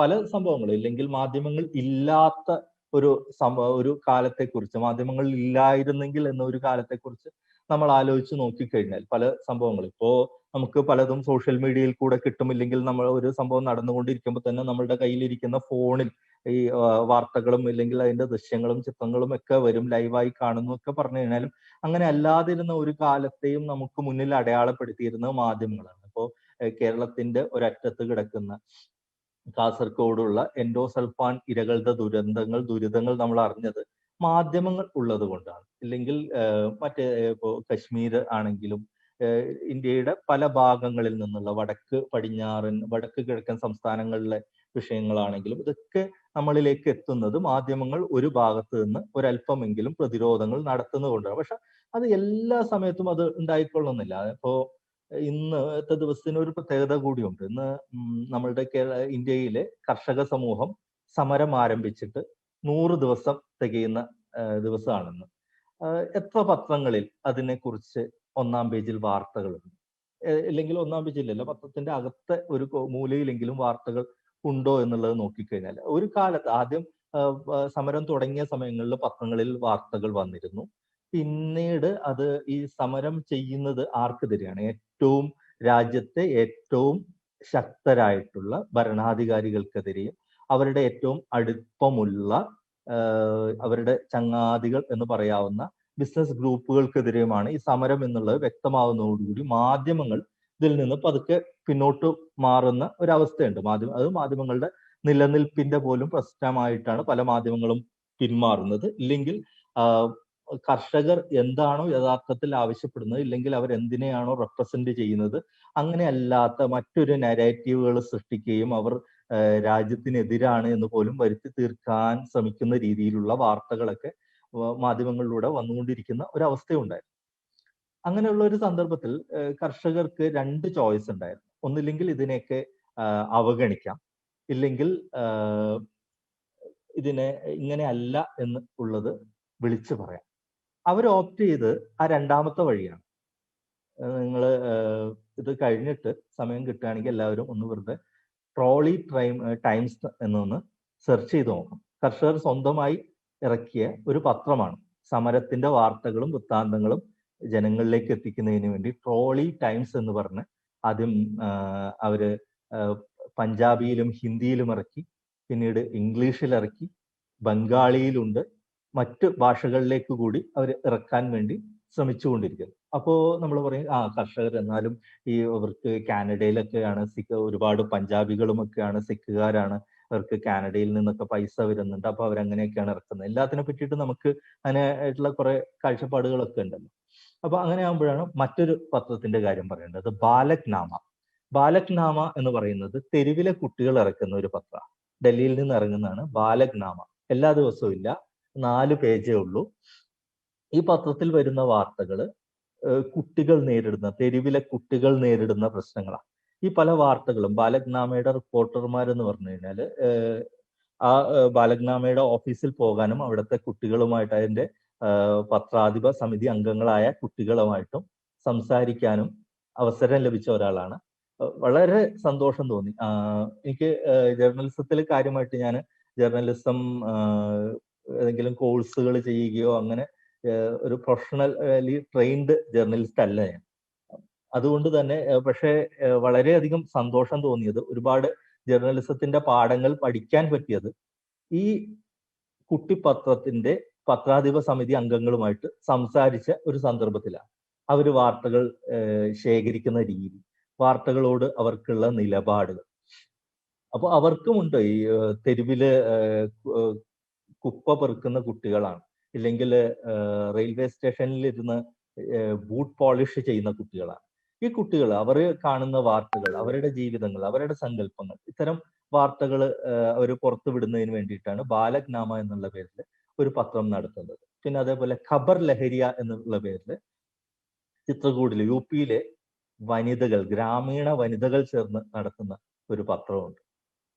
അങ്ങനെ നമ്മളുടെ ഇടയിലുള്ള ശബ്ദമുള്ളവർക്ക്, ഇല്ലെങ്കിൽ പണമുള്ളവർക്ക് മാത്രമല്ല വാർത്തകൾ ഉള്ളത്, സ്വാധീനമുള്ളവർക്ക് മാത്രമല്ല വാർത്തകൾ ഉള്ളത്, നമുക്ക് എല്ലാവർക്കും വാർത്തകളുണ്ട്. ഇത് മുഴുവൻ പുറം ലോകവുമായി പങ്കുവെക്കപ്പെടേണ്ടതുമാണ്. അപ്പൊ അതിനുവേണ്ടി മുമ്പത്തേതിനേക്കാൾ വളരെയധികം മുമ്പ് ഇതിനു വേണ്ടി വലിയ മൂലധനം ആവശ്യമുണ്ടായിരുന്നു, ഇല്ലെങ്കിൽ വളരെയധികം ട്രെയിൻഡ് ആയിട്ടുള്ള ജേർണലിസ്റ്റുകളും ഒക്കെ വേണ്ടിയിരുന്നു. നമ്മുടെ സ്വദേശാഭിമാനി രാമകൃഷ്ണ പിള്ളയെ പത്രാധിപരായി വെക്കുന്നതിന് വക്കം മൗലവി അന്നത്തെ കളക്ടറുടെ ശമ്പളമാണ് കൊടുത്തിരുന്നതെന്ന് പറയുന്നത്. അപ്പോ ഇതേപോലെ മുമ്പ് ഇപ്പോ സാമ്പത്തികമായിട്ടോ ഉള്ള ഇതിനേക്കാൾ കൂടുതലായിട്ട് നമുക്കൊരു വിൽ ഉണ്ടെങ്കിൽ, നമുക്ക് തീരുമാനിച്ച് ഇറങ്ങിക്കഴിഞ്ഞാൽ ഒരു പത്രം ഇറക്കാൻ കഴിയും, ഇറക്കേണ്ടതാണ്. പല സത്യങ്ങളും പുറത്തേക്ക് വരേണ്ടതുമാണ്. അത് വരുവാനുള്ള മാർഗങ്ങളാണ്, ഇല്ലെങ്കിൽ അതിനുള്ള വളരെ ശക്തമായിട്ടുള്ള ടൈംസ് ഓഫ് ഇന്ത്യയും ഇന്ത്യൻ എക്സ്പ്രസും ഹിന്ദുവും ഒക്കെ ഉള്ള ഒരു ലോകത്ത്, ഇല്ലെങ്കിൽ ഒരുപാട് ചാനലുകൾ ഉള്ള ഒരു ലോകത്താണ് ഈ പറയുന്ന കർഷകരുടെ മുൻകൈയിലുള്ള ട്രോളി ടൈംസും തെരുവ് കുട്ടികളുടെ നേതൃത്വത്തിലുള്ള ബാലഗ്നാമിയും ഗ്രാമീണ വനിതകൾ നടത്തുന്ന ഖബർ ലഹരിയുമൊക്കെ നമുക്കിടയിൽ തരംഗം സൃഷ്ടിക്കുന്നത്, ചരിത്രം സൃഷ്ടിക്കുന്നത്. പിന്നെ ദയാപുരം വനിതാ കോളേജാണ്. അപ്പോൾ അതുകൊണ്ട് തന്നെ പറയാനുള്ള ഒരു കാര്യം, ഒരുപാട് പേര് വളരെ നന്നായിട്ട് എഴുതുന്ന ആളുകൾ പറയാറുണ്ട്, മറ്റ് പ്രൊഫഷനുകൾ സ്വീകരിച്ചിട്ടുള്ള ആളുകൾ വളരെ നന്നായിട്ട് എഴുതുന്നത്. അവർ പലപ്പോഴും പറയാറുണ്ട്, ജേർണലിസം ഭയങ്കര താല്പര്യം ഉണ്ടായിരുന്നു, പക്ഷെ വീട്ടിൽ നിന്ന് സമ്മതം കിട്ടിയില്ല, അപ്പൊ അതുകൊണ്ടാണ് ജേർണലിസത്തിലേക്ക് പോകാതിരുന്നത്. ഇല്ലെങ്കിൽ ഞാനൊരു ജേർണലിസ്റ്റ് ആയതിനെ എനിക്ക് പണ്ട് മുതലേ വളരെയധികം താല്പര്യമുള്ള ഒരു കാര്യമായിരുന്നു, പക്ഷെ വീട്ടിൽ നിന്ന് അനുവാദം കിട്ടാത്തത് കൊണ്ടാണെന്നുള്ളത്. ഇപ്പോ നിങ്ങളില് ഒരുപാട് പേര് ഒരുപാട് ആഗ്രഹിക്കുന്നുണ്ടെങ്കിൽ പോലും, മറ്റെല്ലാവിധ സാഹചര്യങ്ങളും അനുകൂലമാണെങ്കിൽ പോലും, ഒരു പക്ഷേ നിങ്ങളുടെ ഈ ആഗ്രഹത്തിന്, നിങ്ങളുടെ താല്പര്യത്തിന് ഏറ്റവും കൂടുതൽ എതിരുണ്ടാവുക നിങ്ങളെ ഏറ്റവും അധികം സ്നേഹിക്കുന്ന നിങ്ങളുടെ മാതാപിതാക്കളുടെ ഭാഗത്ത് നിന്ന് തന്നെയായിരിക്കും. മാതാപിതാക്കൾ തന്നെയായിരിക്കും ഏറ്റവും ആദ്യം പറയാ. അപ്പോ വളരെ ആവേശത്തോടു കൂടി നമ്മളുടെ വനിതാ മാധ്യമ പ്രവർത്തകർ നടത്തുന്ന റിപ്പോർട്ടുകളൊക്കെ ശ്രദ്ധിച്ചുകൊണ്ടിരിക്കുന്ന നമ്മളുടെ മാതാപിതാക്കളാണ് പറയുക, പെൺകുട്ടികൾക്ക് പറ്റുന്ന ഒരു ജോലിയല്ല മാധ്യമ പ്രവർത്തനത്തിലേക്ക്, അങ്ങനെ തിരിയാൻ പറ്റില്ല, ശുദ്ധ അസംബന്ധമാണ്. അത് ഒരു കാര്യത്തിലും അത്തരം ഒരു നമ്മൾ ഇത്രയും കാലം നമ്മളുടെ മുൻകഴിഞ്ഞു പോയ തലമുറകൾ, നിങ്ങളുടെ അമ്മമാർ അല്ലെങ്കിൽ നിങ്ങളുടെ ചേച്ചിമാർ, നിങ്ങളുടെ സഹോദരിമാരൊക്കെ ഒരുപാട് അത്തരത്തിലുള്ള ഒരു ജെൻഡർ ബയാസിന് ഇരയായവരാണ്, സഹിച്ചവരാണ്. ഇനി അതിന് ഒരിക്കലും നിന്നു കൊടുക്കേണ്ട ഒരു ആവശ്യവും നിങ്ങൾക്കില്ല. ഭരണകൂടം ഭയപ്പെട്ടുകൊണ്ടിരിക്കുന്ന മാധ്യമപ്രവർത്തകർ എടുത്തു കഴിഞ്ഞാൽ, ഇന്ത്യൻ ഭരണകൂടം ഭയപ്പെട്ടുകൊണ്ടിരിക്കുന്ന ഒരു 10 മാധ്യമപ്രവർത്തകരുടെ പേരെടുത്തു കഴിഞ്ഞാൽ 5ഓ 6ഓ ധീരരായ വനിതകളുടെ പേരെഴുതിയ ശേഷം മാത്രമേ അടിയിൽ സ്ഥലമുണ്ടെങ്കിൽ പുരുഷ മാധ്യമപ്രവർത്തകരുടെ പേര് എഴുതാനുണ്ടാവുള്ളൂ. ഓഫ് കോഴ്സ് ഇപ്പോ കോൺക്ലേവ് ഉദ്ഘാടനം ചെയ്ത രവീഷ് കുമാറിനെ പോലെയൊക്കെയുള്ള ധീരരായ മാധ്യമപ്രവർത്തകർ, നമുക്ക് പുരുഷ മാധ്യമപ്രവർത്തകരുണ്ട്. എങ്കിൽ പോലും പലപ്പോഴും പലരും വിളിച്ചു പറയാൻ മടിക്കുന്ന സത്യങ്ങൾ അതിശക്തമായിട്ട് തുറന്നു പറഞ്ഞ് ചരിത്രം തീർത്തിട്ടുള്ള വനിതാ മാധ്യമപ്രവർത്തകരാണ് സത്യത്തിൽ നമ്മളുടെ മാധ്യമ മേഖലയെ അതിന്റെ എല്ലാ അർത്ഥത്തിലും അതിന്റെ ആദർശങ്ങൾ നിലനിർത്തിയും മുന്നോട്ട് കൊണ്ടുപോകുന്നതിൽ പങ്കുവഹിച്ചിട്ടുള്ളത്. ഇപ്പോ ഏറ്റവും അവസാനത്തെ ഉദാഹരണം എന്ന് പറഞ്ഞാൽ, ഇപ്പൊ ഈ കോവിഡ് പാൻഡമിക് സിറ്റുവേഷന് ശേഷം ഇന്ത്യ സത്യത്തിൽ ഒരു അപ്രഖ്യാപിതമായിട്ടുള്ള ഒരു അടിയന്തരാവസ്ഥയിലും കർഫ്യൂവിലും ഒക്കെ രാജ്യം മുഴുവൻ നീണ്ടു നിൽക്കുന്ന രീതിയിൽ ഇതുണ്ടായ സമയത്ത് ഈ രാജ്യം മുഴുവൻ സഞ്ചരിച്ച് റിപ്പോർട്ട് ചെയ്തത് ബർഖ ദത്താണ്. പിന്നെ മസ്രത്ത് സഹറ എന്ന് പറയുന്ന ഒരു വനിതാ ഫോട്ടോഗ്രാഫർക്കെതിരെയാണ് ഇപ്പോൾ ഒരുപാട് കേസുകൾ ഉള്ളത്. നേഹ ദീക്ഷിത്, അങ്ങനെയുള്ള ഇഷ്ടം പോലെ, തെരേസ റഹ്മാൻ, ഒരുപാട് വനിതാ മാധ്യമപ്രവർത്തകർ നമുക്കിടയിലുണ്ട്. അപ്പോ എന്താണെങ്കിലും എല്ലാവർക്കും ഒരു നല്ല ഒരു കാലം ആശംസിക്കുന്നു. മാധ്യമപ്രവർത്തകരായാലും അല്ലെങ്കിലും നല്ല ഒരു മാധ്യമ സംസ്കാരം നമുക്കിടയിൽ നിലനിർത്തുന്നതിന് നിങ്ങൾ ഓരോരുത്തരുടെയും പങ്ക് എപ്പോഴും ഉണ്ടാവേണ്ടതാണ്. സമയം കൂടി എന്ന് തോന്നുന്നു. ഞാൻ നിർത്തുകയാണ്. സന്തോഷം. Thank you. Thank you, sir. Now I invite Mr. Arjun Hari to address the gathering. So please.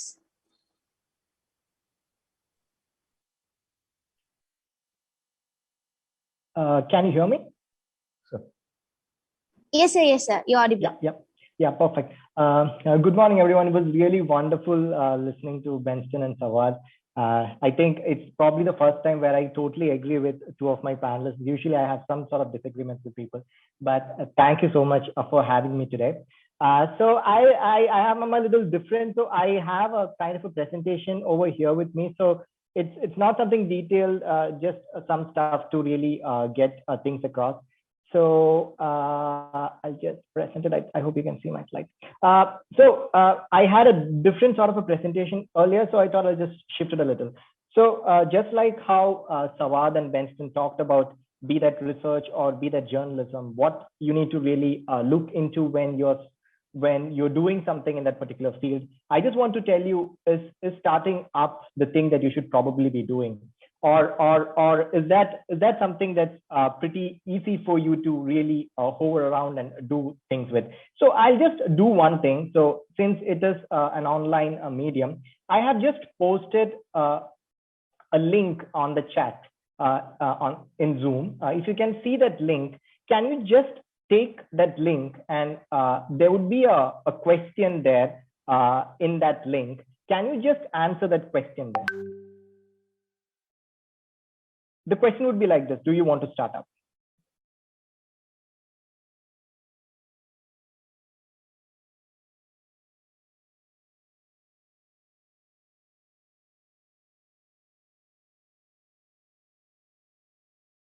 Everybody wants to start up. That's nice.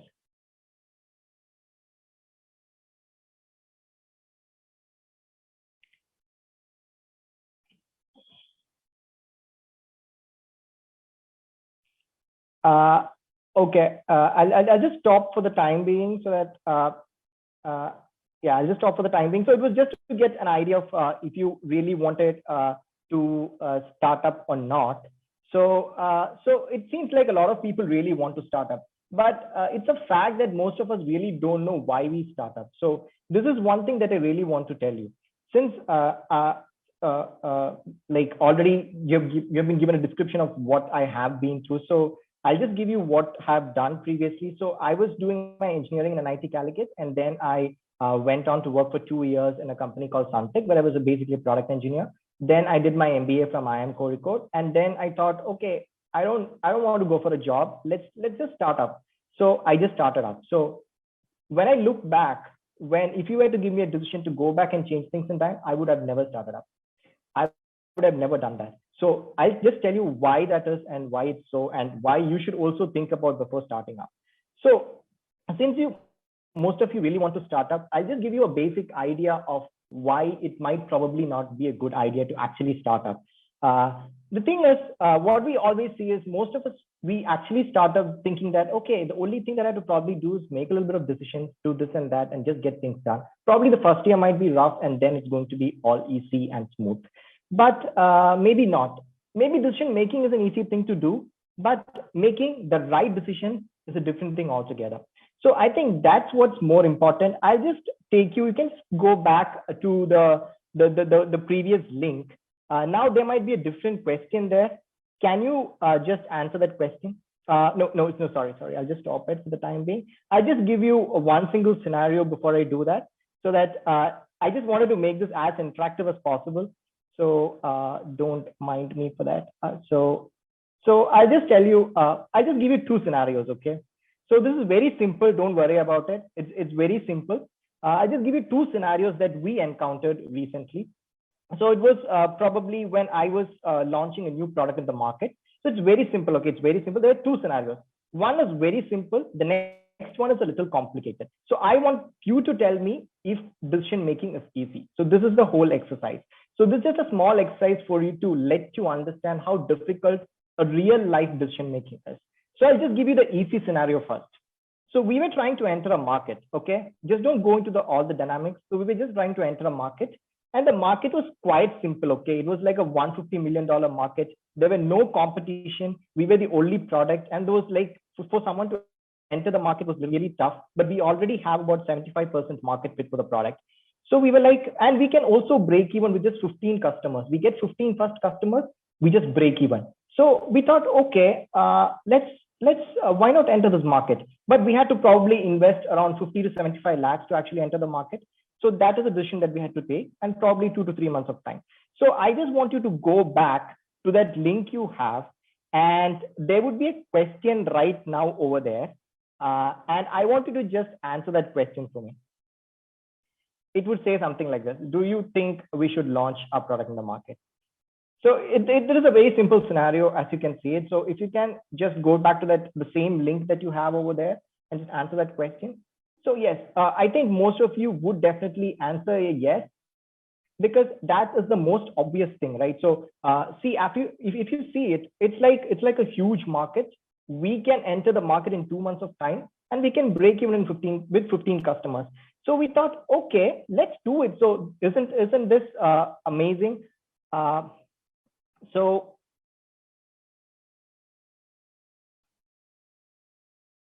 I think. Okay, I'll just get back to you. I'm sorry, there has been a slight. Okay.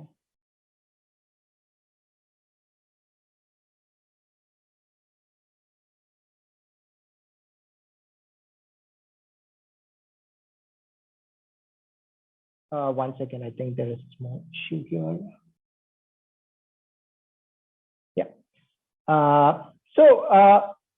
See, since all of you have answered yes, what actually happened was it was a market basically for kindergarten, and we were trying to enter this market in late of 2019. I went there, we realized the market, we launched the product in 2020 of February. I went there in March, we were all set to go, and COVID came in. COVID came and struck us like anything. I got stuck there for 5 months in Dubai, where I couldn't come back. I had an expired visa. I was over there, stuck totally there. We had almost lost about 60 lakhs, and the entire market got shut down for over a year. So we don't expect that to revive in the next 1.5 years. So see, if you actually look at it, it's quite difficult to really ascertain what is going to happen when you are in a startup space. That is, you might think with all the information that you have that it's really easy to make a decision. But I can tell you one thing that is certain in a startup world, and that is uncertainty.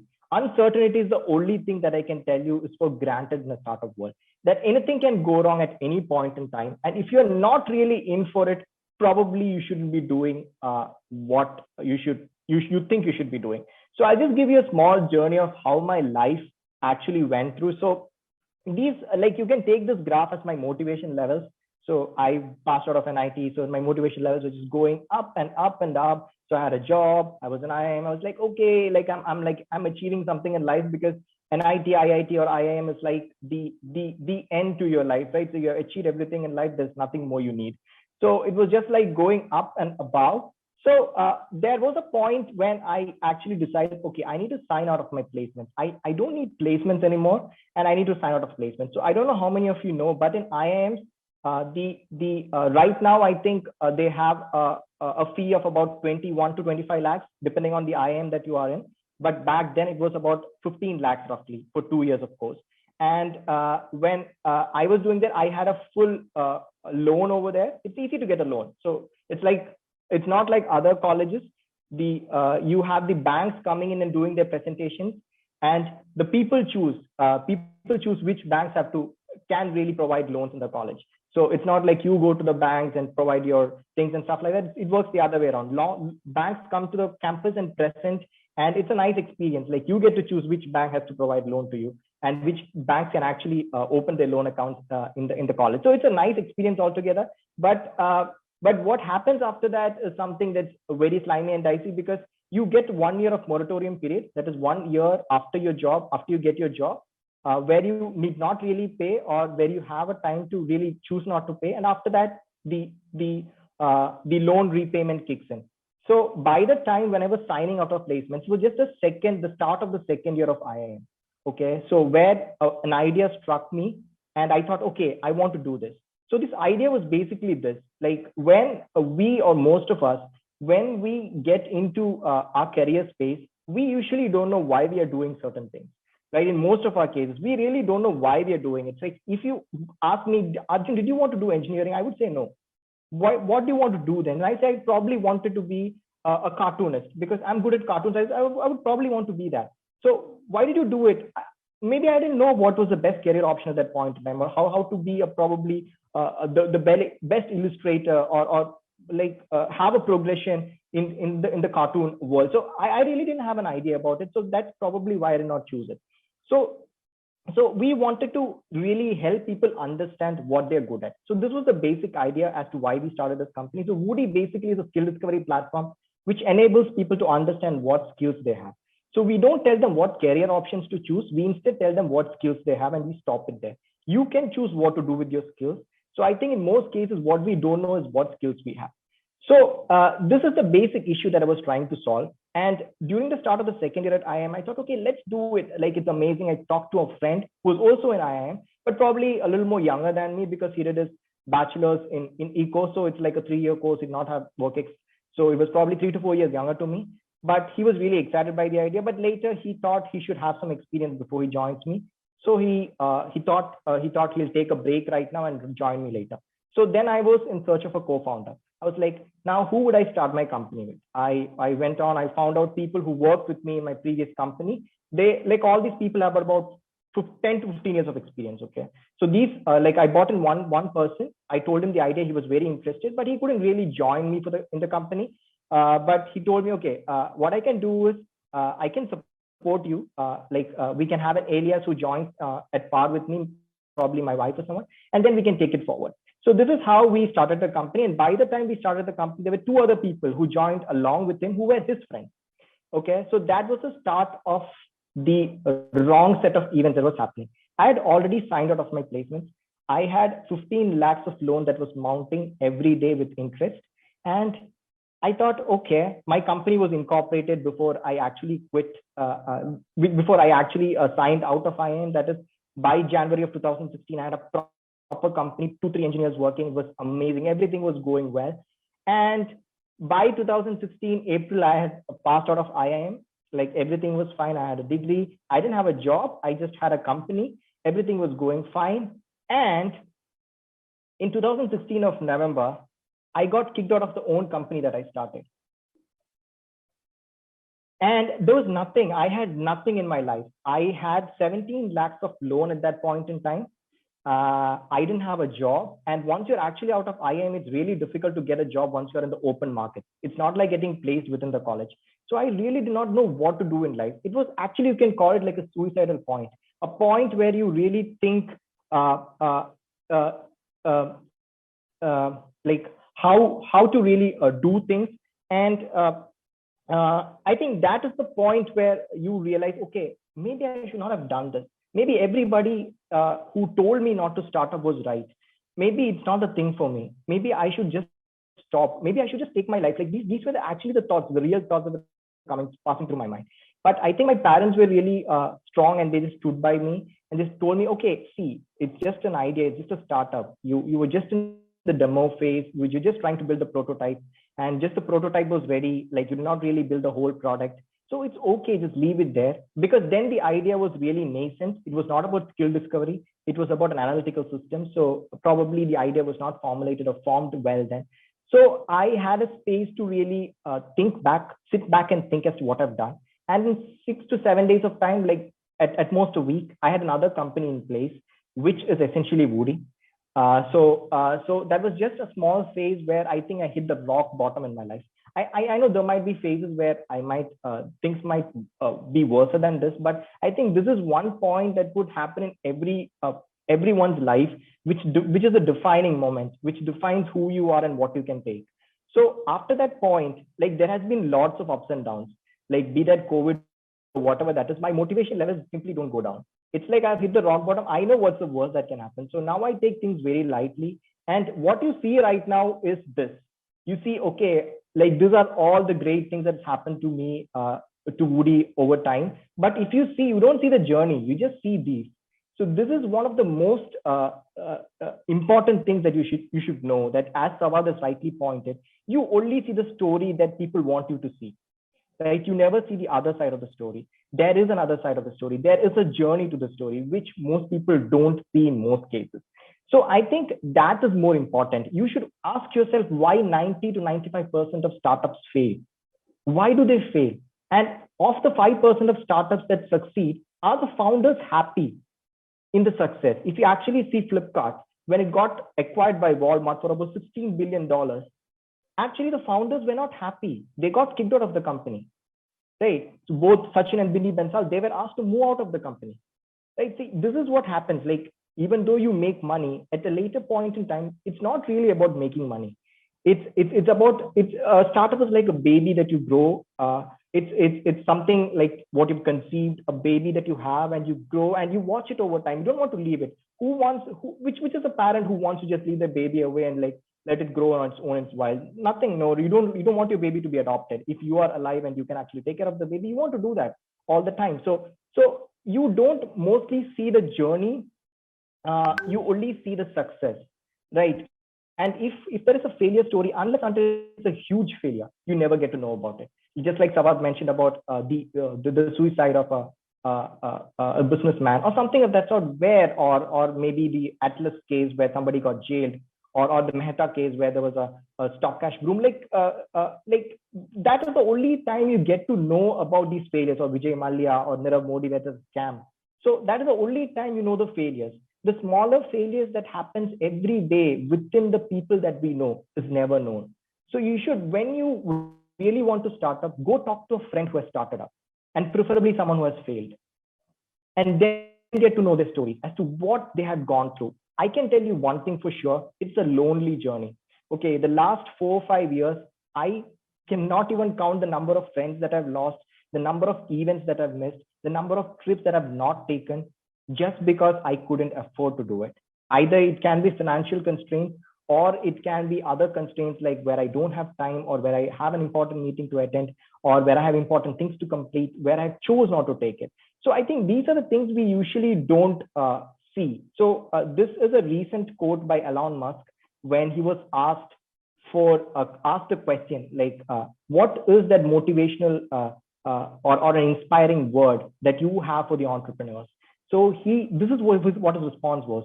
If you need inspiring words, don't do it. That is, if you're expecting, if you're an entrepreneur and you're expecting external motivation to drive you ahead, then probably it's not your thing.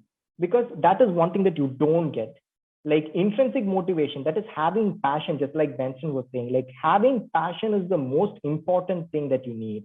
Like having passion either towards what you're doing or the problem that you're solving. So if you're just in it for making money, probably it is not going to be a driving factor. But if you're trying to solve a problem, I think Elon Musk is a great example that I tell, where someone is very passionate about solving a problem. He wanted to solve the payments problem, he had PayPal. He wanted to solve transportation problem, he has the Boring Company. He wanted to solve the space constraints on Earth, or what Earth is going to be, he has a SpaceX mission.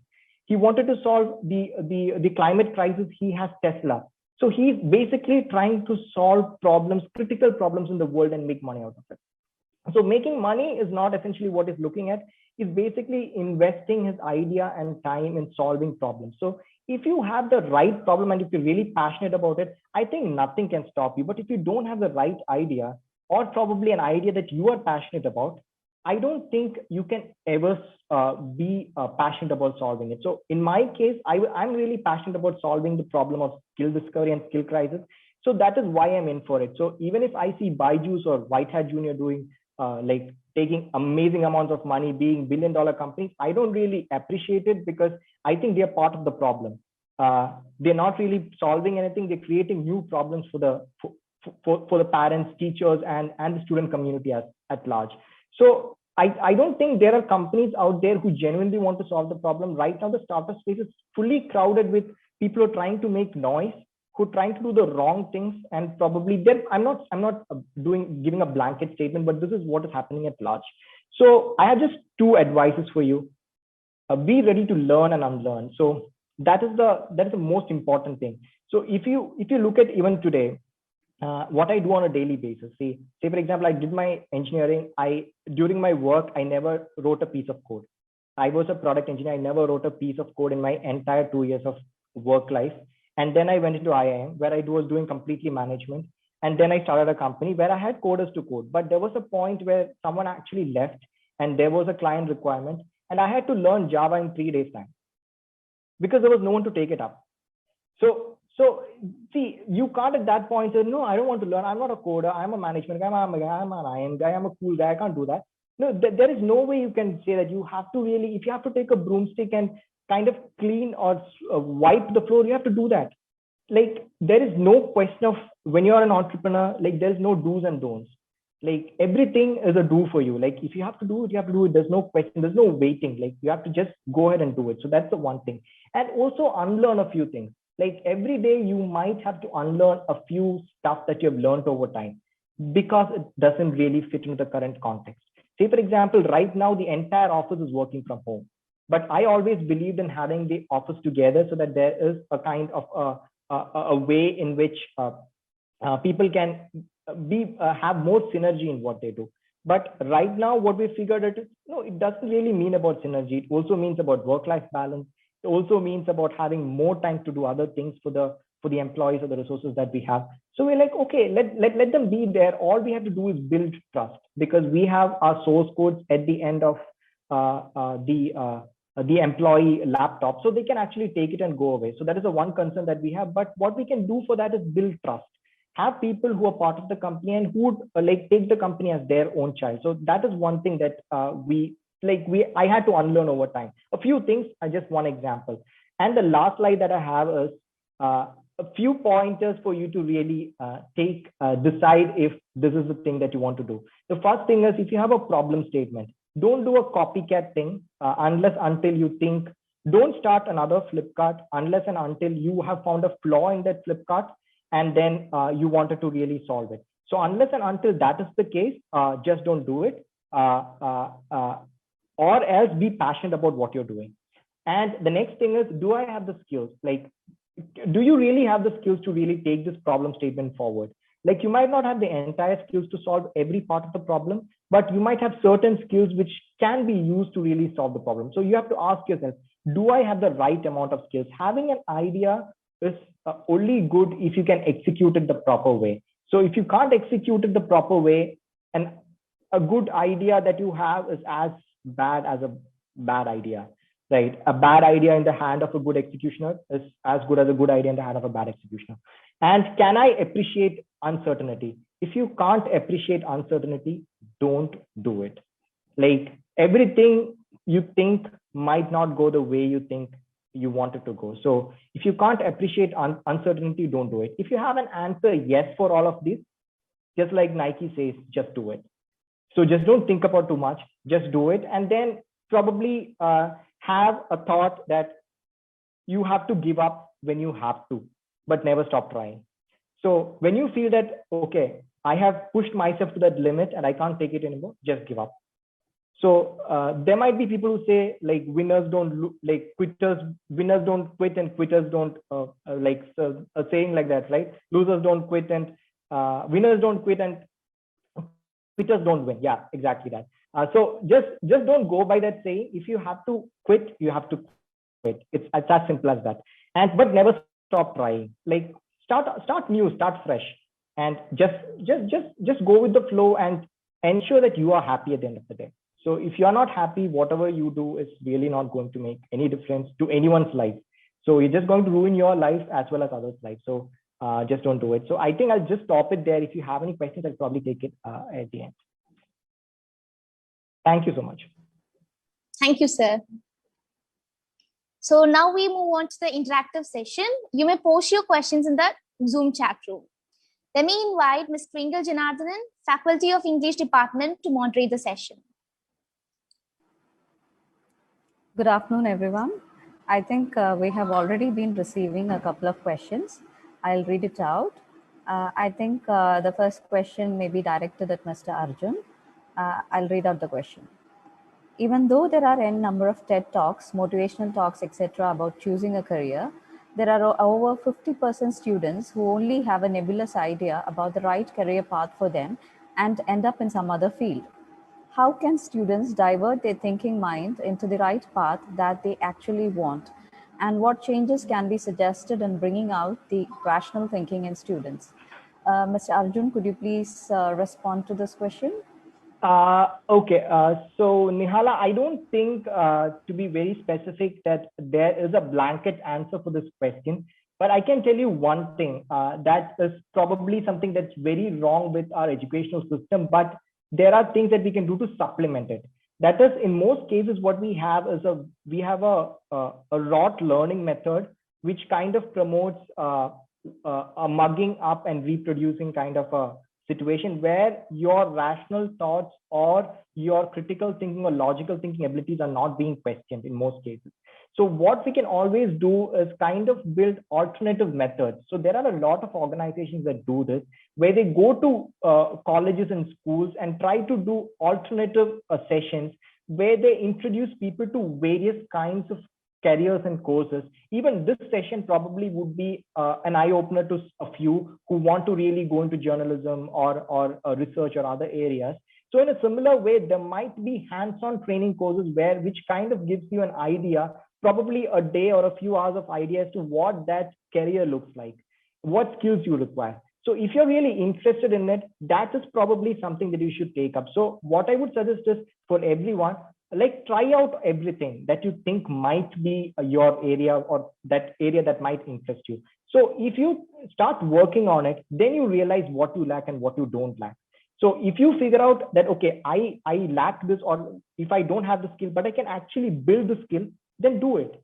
If that interests you, just do it. So if you go for all this taking tests, which goes with understanding skills and all that, what happens is these tests are all time bound, and that time is actually pertaining to what you think at that time. So there's a lot of components that go together to answer that particular part of the problem. So always expose yourself to maximum number of opportunities that you have, and then pick the best one out of it, which thinks is the right fit. I think that would be my advice. Just don't go by what you see in talks and what you see in open forums, because all those are contextual. Like that might have worked for someone doesn't mean that that's going to work for you. Only you can say what works for you. Thank you, sir.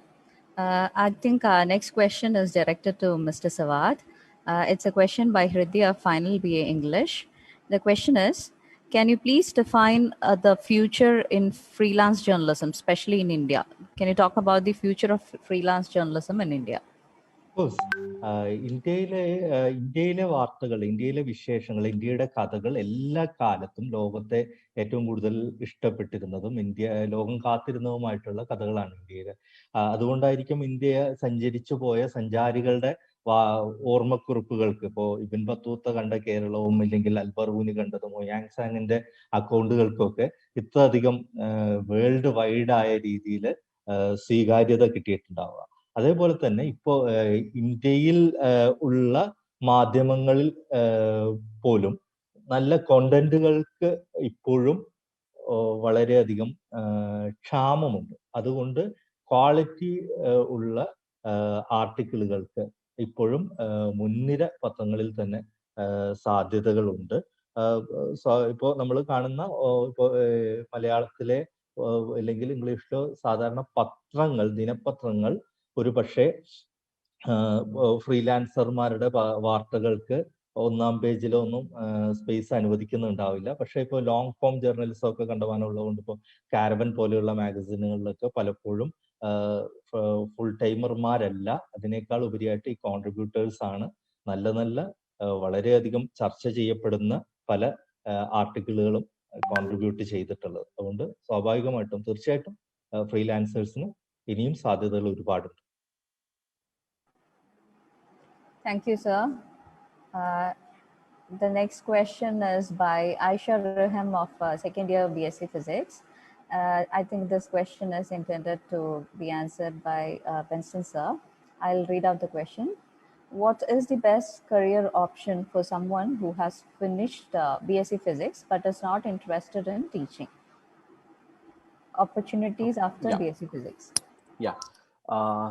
Thanks, Aisha, for the question. So there are lots of opportunities. So I think you may want to maybe specify if you want to continue with physics itself. That's one thing that you may want to first take a call on. So you don't want to do, so you continue with physics. If you're really interested in physics and you want to continue with physics, it's not necessary that you should be only in teaching. As I said, you can do your master's in physics. You can get into a research degree, complete it, work as a scientist, as a researcher. That's one option, not teaching. And the other is you have a very good training in a quantitative subject, right? So that those skills are going to be extremely important in many other fields. Like a lot of people who go for management degrees these days are from engineering, physics, economics, maths background. So the quantitative thing is certainly going to help you out in that sense also. So I think it'll be good if you can maybe clarify, like here itself, you want to stay within physics itself, but not teach, or otherwise then there's a lot of scope, because your discipline training is something that's going to help you out in terms of wherever like logical ability, mathematical skills, quantitative skills are required. So, but it's just an aptitude of yours, an interest of yours that would matter. So if you like physics, you want to stay in the discipline, you don't want to teach, plenty of opportunities for that. You can do your research degrees, complete it, and then there'll be all kinds of opportunities that will come your way. If you don't want to stay in physics, you can still make use of your training in quantitative, like in the quantitative training that you can have, and lots of other opportunities would also be there. Twinkle, I see a different question also here. You want me to take up that first? I think this was by Hridya, right? Apart Yes, from sir. teaching, what are the scopes for a student after having a PhD in English? Okay. Yes. And in other branches of English. I think, again, yeah, this is something that we should all be very clear about, that a PhD doesn't mean you have to be like in teaching after that.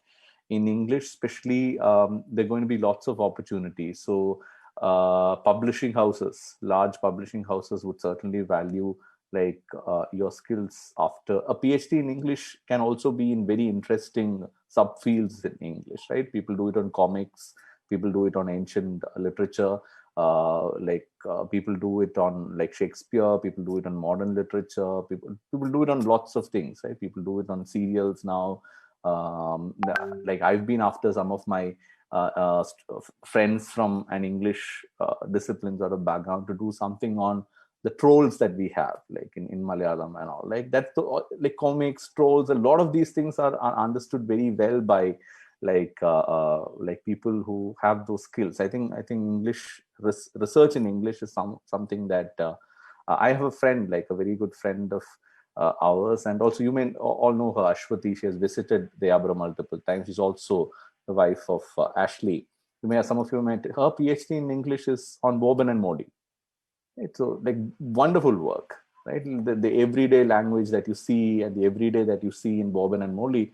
Like, so these are all skills that you can use in different fields, not just teaching, right? You can join a publishing house, you can get into editing, you can do your own creative writing. You can write stuff, you can look at stuff what others are writing and advise them well. Journalism is where I'm sure like language skills at top places would be. You may not have a lot of scope, and you may have to. There's a lot of ground level work that is required. You don't want to do all that. Maybe that's not the field for you. But there'll be a value because you're training and you put in 5-6 years to get a PhD. You're going to be an expert in that sort of a thing when you get out, if you're doing it from a good place. So there's lots of opportunities, and a lot of people also join other research organizations and policy organizations also with a PhD degree, because it's a big amount of effort that you put in for 5-6 years. Thanks. Thank you, sir. I think there is one more question from Sumaya. I'll read it out. I think Mr. Arjun can answer this question. How many students are actually equipped with enough life experience, knowledge, and information about suitable careers, say in teens or 20s or even more? What do you think is the main fact that people, particularly Gen Z, lack about while choosing their career? Do you think society also has an impact on students deciding their career path? Sir, could you please answer? Yeah, sure.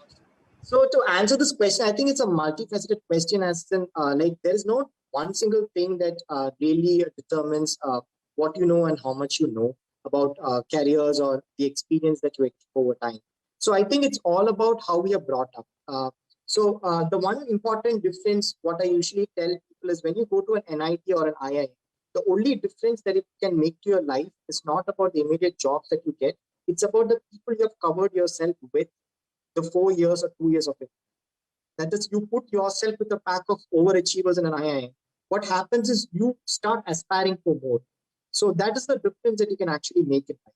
So if you're talking about the late 20s or the time after that, like try to surround yourself with a pack of people who are ambitious.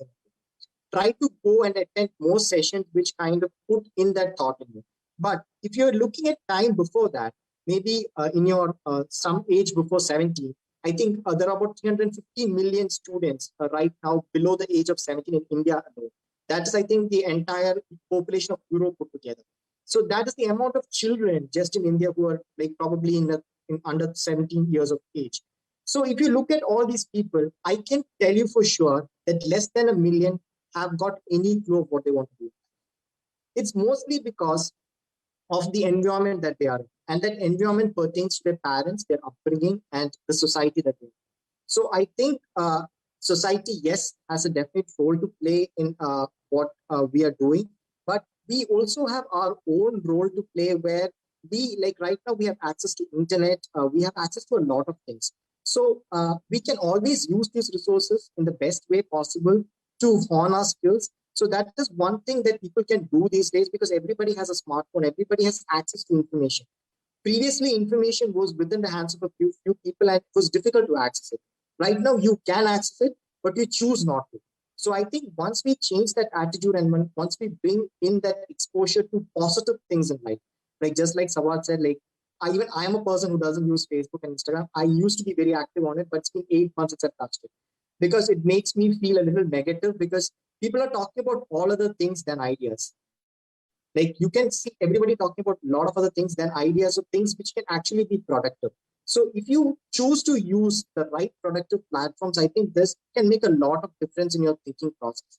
I think that thought in your thinking process is the beginning of everything right in your life. You can always blame it on your parents, your grandparents, your upbringing, your religion, your caste, anything and everything for what you are in right now. But you are also part of the problem. So you can always break free. That is, I think freedom is a choice that we sometimes don't exercise. So I think that is totally up to all of us to really make that change. Rather than like society has a role to play, I totally agree, but I think we also have a role to really break those shackles. I think that is one thing that we need to look at. So I can just if you have 1 minute, I can just tell you a very small example that's in my house. So it's my sister basically. So she is basically a PhD from Cambridge. She has a postdoc from Oxford in semiconductors. She's still unmarried. She is 35, and there is a society, there is a family, there is a lot of settings around us, but she doesn't give a damn about what people say. Like, you can choose not to hear what people say and just go ahead and write. So that is one option. She actually went for a PhD when she was 26. So I don't know how many people actually take such decisions in life when you really don't have a lot of hope on what's going on in your life. I think it's all about what the battles we choose, as she always tells me. Arjun, it's all about the battles you choose, which one you fight and which one you don't want to. So it's anyways a battle, but I think we all have to be ready for that battle. So it's all up to you to really choose what you do. Thank you, sir. Can I just quickly say something, Twinkle? This is just a 1 minute thing. Yeah, sure, sir. Yeah. So this is something that I've shared with many people at Dayapuram also, with past students, or maybe it's a repetition to the ones who are here also. But I remember the story for the first time when we're going back from Stephens for our vacation. This is in 2006, so we're going back as a group on Kerala Express. നമ്മളൊരു 8-10 പേരിങ്ങനെ ഇരിക്കുക. So മലയാളികളുണ്ട്, മറ്റടുത്ത് എല്ലാവരും ഇങ്ങനെ സംസാരിച്ചുകൊണ്ടിരിക്കുക. And അപ്പൊ എല്ലാവരും ഒരു മനുഷ്യനുണ്ട്, അദ്ദേഹം വളരെ എല്ലാത്തിനും വളരെ അറിവോടെ സംസാരിച്ചുകൊണ്ടിരിക്കുന്നു. അപ്പൊ ഞങ്ങളോട് ചോദിച്ചു, നിങ്ങൾ എവിടുന്ന? ഞാനിങ്ങനെ പറഞ്ഞു, ഞങ്ങൾ സെന്റ് സ്റ്റീഫൻസിൽ പഠിക്കുക, നാട്ടിൽ വെക്കേഷന് പോവുക. പറഞ്ഞാൽ മെയിൽ നഴ്സിങ്ങിനൊക്കെ വളരെ സ്കോപ്പായി. ഇപ്പം ഞങ്ങളൊരു 5-6 ആൺപിള്ളേരാണ് അവിടെ ഇരുന്നത്. അപ്പം ഈ നാട്ടിലുള്ള പുള്ളിക്ക് ഡൽഹിയിലുള്ള സെന്റ് സ്റ്റീഫൻസ് ഹോസ്പിറ്റലിലും അവിടെ നഴ്സിംഗ് ഡിഗ്രിയെ കുറിച്ചും വളരെ നല്ലതായിട്ട് അറിയാം. സോ പക്ഷെ ഇന്ത്യയിലെ തന്നെ ഒരു പക്ഷേ ഏറ്റവും നല്ല യൂണിവേഴ്സിറ്റികളൊന്നായ ഡൽഹി യൂണിവേഴ്സിറ്റിയും അതിനകത്തൊരു കോളേജായ സെന്റ് സ്റ്റീഫൻസ് കോളേജിനെ പറ്റിയൊന്നും അറിയില്ല. നമ്മളെല്ലാം അറിയണമെന്നല്ല പ്രശ്നം, പക്ഷെ നമുക്ക് അറിയാവുന്നതാണ് എല്ലാം എന്ന് ഭാവിക്കുന്ന ആൾക്കാരെ കൊണ്ട് നിങ്ങൾ surround ചെയ്യിപ്പിക്കുക. Arjun said, like, surround yourself with the right kind of people based on where you are in life, right? So that's very important. Society can play a role, but don't let society play a role, right? You should take the right signals from the society, and it's important. കാരണം ആ role നിങ്ങൾക്ക് കിട്ടാൻ പോകുന്ന നിങ്ങളുടെ ചെറിയച്ഛൻ്റെ കയ്യിൽ നിന്നും, ചെറിയച്ഛൻ്റെ മോൻ്റെ കയ്യിൽ നിന്നും, വലിയച്ഛൻ്റെ മക്കളൊക്കെ വലിയ പ്രശ്നക്കാരാണല്ലോ, അല്ലെ? അപ്പൊ അങ്ങനെയുള്ള പലയിടത്തു നിന്ന് കിട്ടുന്ന അറിവുകളൊക്കെ എന്ന് പറയുന്നത് ഒരു പക്ഷെ ക്യാൻ ബി വെരി മിസ്ലീഡിങ്. ഇപ്പം നമ്മളിപ്പം പറയും എഞ്ചിനീയേഴ്സിന് സാലറി ഇല്ല. എന്താ എഞ്ചിനീയേഴ്സിന്? നമ്മൾക്ക് എക്കണോമിക്സ് പഠിപ്പിക്കുമ്പോൾ ഡിമാൻഡ് സപ്ലൈ എന്ന് പറഞ്ഞ ബേസിക് സാധനമുണ്ട്. Engineers everywhere and not the right kind of people, and firms can just easily substitute. You're not adding much over there. You expect wages to be low, right? നിങ്ങൾ ഇന്നൊരു career choose ചെയ്യാൻ പോകുമ്പോൾ നിങ്ങൾ ചിന്തിക്കേണ്ടത് ഇന്ന് എൻ്റെ cousin ഓസ്ട്രേലിയയിൽ മെയിൽനേഴ്സ് ആയിട്ട് എത്ര കിട്ടുന്നു എന്നുള്ളതല്ല. കാരണം നിങ്ങൾ പഠിച്ചിട്ട് ഇറങ്ങുമ്പോഴത്തേക്ക് ഒരു ഹോസ്പിറ്റലിന് വേണ്ട മെയിൽ നഴ്സസിനെ എല്ലാം കിട്ടിക്കഴിഞ്ഞു. ഒരു ഹോസ്പിറ്റലിൽ എത്ര മെയിൽ നഴ്സസിനെ വേണം? അങ്ങനെ എല്ലാ ഹോസ്പിറ്റലിൽ എടുത്താൽ എത്ര? ഇപ്പൊ ഇപ്പോഴത്തെ ഒരു ബൂം മാത്രം കണ്ടുകൊണ്ട് you shouldn't get into a degree. You should be convinced that 4 years down the line, when I'm out with a degree in the labor market, in the job market, still these prospects are going to be there. That is something that you have to be extremely sure about. And so surround yourself with the right people. Society can play a role, but make sure that it plays the right role in your life. So the rest, a lot of things actually, as Arjun rightly said, depends on you. Like, you cannot really blame it on people. Thank you. Thank you, sir. So we have come to an end of this career chat. Thank you all for your wholehearted participation. Thank you all.